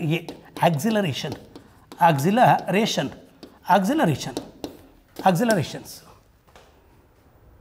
ಏನನ್ನು ಅವಲಂಬಿಸಿದೆ? It depends upon the force. How much force? ಅದರ ವೇಗೋತ್ಕರ್ಷಕವು ಅದರ ಬಲವನ್ನು ಆಧರಿಸಿದೆ. ಆದರೆ ಎಲ್ಲವೂ ವೇಗೋತ್ಕರ್ಷಕವು ಹೆಚ್ಚಾಗಲ್ಲ, ಕಾರಣ it depends upon the mass. ಎರಡು ಆಬ್ಜೆಕ್ಟವೇ ಹೊಡಿತೀನಿ, ಒಂದು ತುಂಬ ಜೋರಾಗಿ ಹೋಗುತ್ತೆ, ಇನ್ನೊಂದು ಹೋಗುತ್ತೆ, ಕಡಿಮೆ ಹೋಗುತ್ತೆ, ಸೇಮ್ ಫೋರ್ಸು. ಬಟ್ ಯಾಕೆ ಅವು ಆಕ್ಸಿಲರೇಷನ್ಸ್ ಒಂದು ಕಡಿಮೆ ಒಂದು ಜಾಸ್ತಿ ಅಂದರೆ it depends upon the mass. Mass ಅಂದರೆ ದ್ರವ್ಯರಾಶಿ. ಥರ್ಡ್ ಲಾ ಆಫ್ ಮೋಷನ್ನು ಮೂರನೇ ನಿಯಮ ಅಂತಿದ್ದಂಗೆ ಥರ್ಡ್ ಲಾ ಆಫ್ ಮೋಷನ್ಸಲ್ಲಿ ನೀವು ಗಮನಿಸಬೇಕಾದ ಅಂಶ ಏನಂದರೆ, ಇಲ್ಲಿ ಥರ್ಡ್ ಲಾ ಆಫ್ ಮೋಷನ್ಸ್ಗೆ every reaction there is a reactions. Action and reactions are equal and opposite. ಪ್ರತಿ ಒಂದು ಕ್ರಿಯೆಗೂ ಪ್ರತಿಕ್ರಿಯೆ ಇರ್ತದೆ. ಆ ಕ್ರಿಯೆ ಮತ್ತು ಪ್ರತಿಕ್ರಿಯೆಗಳೆರಡು ಸಮವಾಗಿರ್ತವೆ. ಪ್ರತಿಕ್ರಿಯೆಗಳೆರಡು ಸಮ ಮತ್ತು ವಿರುದ್ಧವಾಗಿರ್ತವೆ. ಒಂದು ಪ್ರತಿಕ್ರಿಯೆ ಅಷ್ಟೇ ಸಮನಾದ ಪ್ರತಿಕ್ರಿಯೆ ಇರ್ತದೆ. ಅವೆರಡು ಒಂದು ಆ ಕಡೆಗೆ ಹೋದ್ರೆ sir give the example for the action and reactions ಅಂದರೆ ಒಂದು ಪೊಲೀಸ್ ಕಾನ್ಸ್ಟೇಬಲ್ಲು ಬಂದೂಕನ್ನು ಹಿಡಿದಾಗ ಎದೆಗೆ ಹಿಂಗೆ ಇಟ್ಕೊಂಡು ಹೊಡಿತಾ ಬರ್ತಾರೆ. ಗುಂಡು ಮುಂದಕ್ಕೆ ಹೋದರೆ ಎದೆಗೆ ಹೊಡಿತಾ ಬರ್ತದೆ. ಆ ಬಂದೂಕು ಎದೆಗೆ ಹೊಡಿತ ಸೈನಿಕ ಗುಂಡನ್ನು ಹೊಡಿಬೇಕಾದ್ರೆ ಆ ಕಡೆ ಹೊಡೆದ್ರೆ ಈ ಕಡೆ ಬರ್ತದೆ. It's most important. ಇದು ರಾಕೆಟ್ ಉಡಾವಣೆ ಆಗಬೇಕಾದ್ರೆ ಮೇಲ್ಗಡೆಗೆ ರಾಕೆಟ್ ಹೋದರೆ ಕೆಳಗಡೆಗೆ ಹೊಗೆ ಬರ್ತದೆ. ಸಪೋಸ್ ಹಿಂಗೆ ಬಿಲ್ ಎಳೆದ್ರೆ ಹಿಂದಕ್ಕೆ ಬಂದರೆ ಮುಂದಕ್ಕೆ ಹಂಗೆ ಹೋಗ್ತಾ ಬರ್ತದೆ. ಹಾಗಾದ್ರೆ ಈಜಾಡೋ ವ್ಯಕ್ತಿ ಹಿಂಗೆ ಎಳೆದ್ರೆ ಮುಂದಕ್ಕೆ ಹೋಗ್ತಾ ಬರ್ತಾನೆ. ಇಟ್ಸ್ ಎ ನ್ಯೂಟನ್ನ ರಾಕೆಟು ಉಡಾವಣೆ ಆಗಬೇಕಾದ್ರೆ ಇದಾಗೋದು. ಹಾಗಾದ್ರೆ ಜೆಟ್ ಇಂಜಿನ್ ಕೆಲಸ ಮಾಡೋದು ಸೆಕೆಂಡ್ ಲಾ. ಒಳಗಡೆ ಫಂಕ್ಷನಿಂಗ್ ಆಗುತ್ತಲ್ಲ ಅದು. ರಾಕೆಟ್ ಮೇಲಕ್ಕೆ ಹೋಗೋದು ಥರ್ಡ್ ಲಾ. ಅಲ್ಲೇ ಸುಮ್ಮನೆ ಕುಂತಿರೋದು first law. Can give so many examples. ಇನ್ಯಾವ ಥರ ಅವಕಾಶ ಸಿಕ್ತಾಗ ಸುದೀರ್ಘವಾಗಿ ಮಾತಾಡಿದ್ರೆ 1 ಗಂಟೆ ಮಾತಾಡ್ಬೋದು. ಒಂದು ಮಾತಾಡ್ತಾ ಬರ್ತೀನಿ. ಈ ವ್ಯಕ್ತಿ ಯಾವುದಾದ್ರೂ ಒಂದು ಸರ್ಕ್ಯುಲರ್ ಪಾತಾಗಿ ಹೋಗ್ಬೇಕಾರೆ ಅಲ್ಲಿ ಒಂದು ಬಲ ಬೀಳ್ತದೆ. ಆ ಬಲವನ್ನೇ ನಾವು 2 ಭಾಗವಾಗಿ ವಿಂಗಡಿಸ್ಬೋದು. ಕೇಂದ್ರಾಭಿ ಗಾಮಿ ಬಲ, ಇನ್ನೊಂದು ಕೇಂದ್ರಾಪಗಾಮಿ ಬಲ. ಇಂಗ್ಲೀಷಾಗೆ ಕನ್ನಡ ಎಷ್ಟು ಬೇಕಾದ್ರೂ ಅವನು ಆಟ ಆಡ್ಬೋದು. ಬಟ್ ಇಂಗ್ಲೀಷ ಮಾತ್ರ ಒಂದೇ ಪದ. ಕೇಂದ್ರಾಭಿ ಸೆಂಟ್ರಿಪೀಟಲ್ ಫೋರ್ಸ್. ಇದು ಅಭಿ ಒಳಗಡೆಗೆ, ಅಪ್ಪ ಆಚೆ ಕಡೆಗೆ. ಫ್ಯೂಗಲ್ ಇದಕ್ಕೆ ತ್ಯಾಗಿ ಅಂತ ಕೂಡ ಕರಿಬೋದು. ತ್ಯಾಗಿ ಅಂದರೆ ಆಚೆ ಕಡೆಗೆ, ಅಭಿ ಅಂದರೆ ಒಳಗೆ. ಈಗ ಒಂದು ಎಕ್ಸಾಂಪಲ್ಲು, ಹಿಂಗೆ ಸುತ್ತಾ ಇರಬೇಕಾರೆ ಸರ್ಕ್ಯುಲರ್ ಪಾತಾಗೆ ಒಳಗಡೆ ಬಂತು ಅಂದರೆ ಒಂದು ಆಬ್ಜೆಕ್ಟ್ ಅಥವಾ ಹಿಂಗೆ ಬಂತು ಅಂದರೆ ಒಳಗಡೆ ಬಂತು ಅಂದರೆ it is a centripetal force.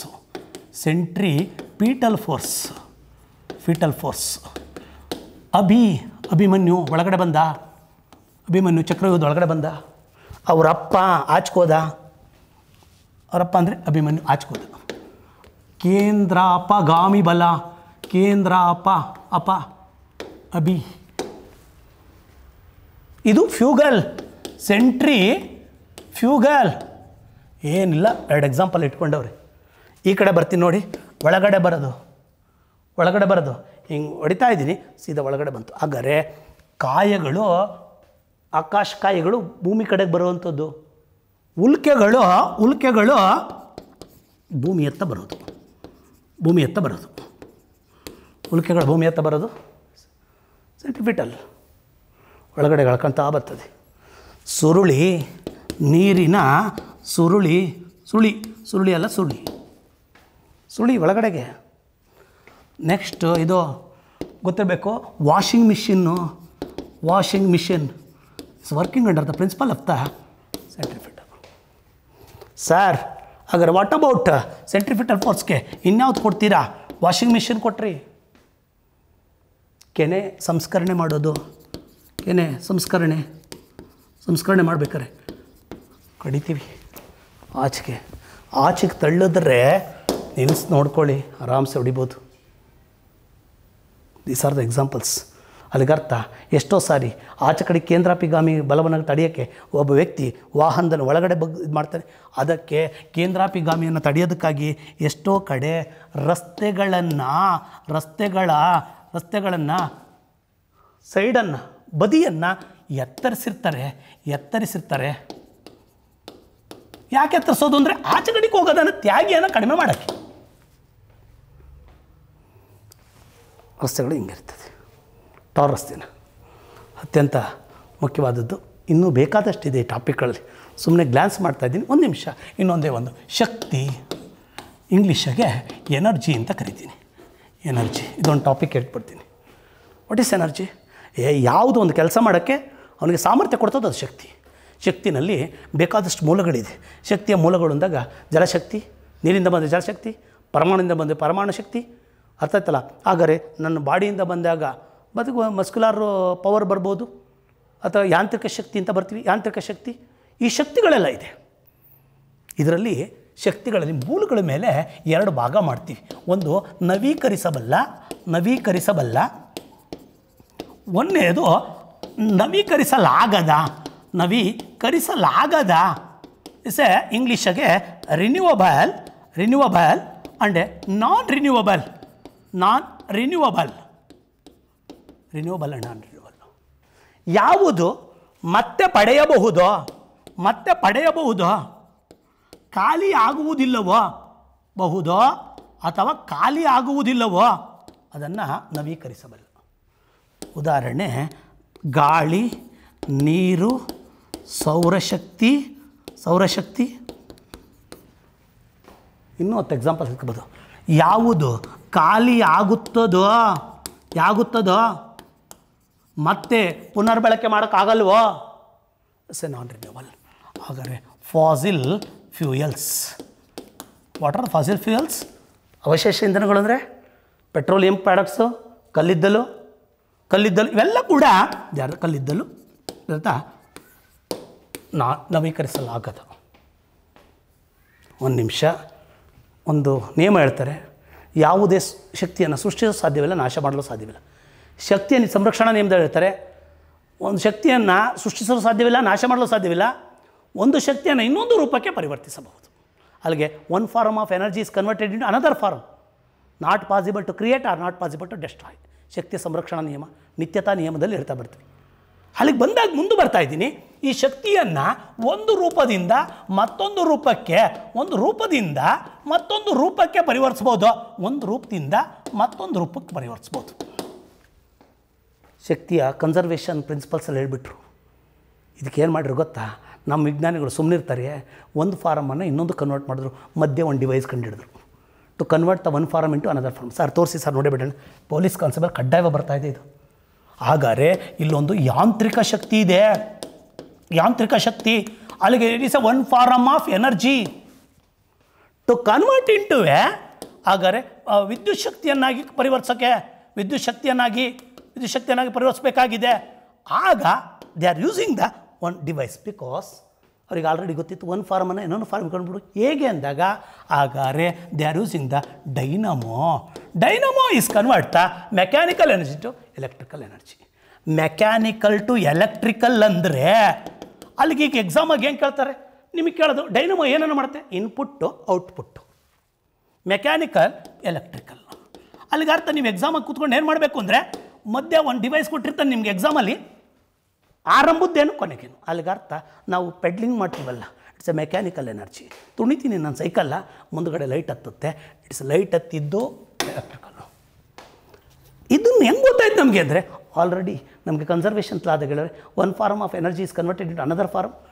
Second one it will take give the one man. Switch ಆಗ್ತೆ ಕರೆಂಟ್ ಬರ್ತೈತೆ. ಕರೆಂಟ್ ಬರ್ತಾ ಇರೋದು ವಿದ್ಯುತ್ ಶಕ್ತಿ ಇಟ್ಸ್ ಇನ್ಪುಟ್. ನಮಗೆ ಗೊತ್ತಿದೆ ಒಂದು ಫಾರಮನ್ನು ಇನ್ನೊಂದು ಫಾರಮಿಗೆ ಕನ್ವರ್ಟ್ ಮಾಡಿ ನಮಗೆ ಬೇಕಾದಂಗೆ ಯೂಸ್ ಮಾಡ್ಕೋಬೋದಲ್ಲ. ಈಗ ಯಾಂತ್ರಿಕ ಶಕ್ತಿಯನ್ನಾಗಿ ಮಾಡಬೇಕು. ಯಾಂತ್ರಿಕ ಶಕ್ತಿ ಅಲ್ಲಿಗರ್ಥ ಯಾಂತ್ರಿಕ ಶಕ್ತಿ ಅಂದರೆ ಫ್ಯಾನು ಸುತ್ತಬೇಕು. ಅಲ್ಲಿ ಫ್ಯಾನ್ ಸುತ್ತಬೇಕಾದ್ರೆ ಮಧ್ಯ ನಾವು ಎಲೆಕ್ಟ್ರಿಕಲ್ ಮೋಟಾರನ್ನು ಬಳಸಿದ್ದೀವಿ. ಅಗರ್ electric motor is a device to convert the I give so many examples. Bulb is a device to convert the electrical to light energy.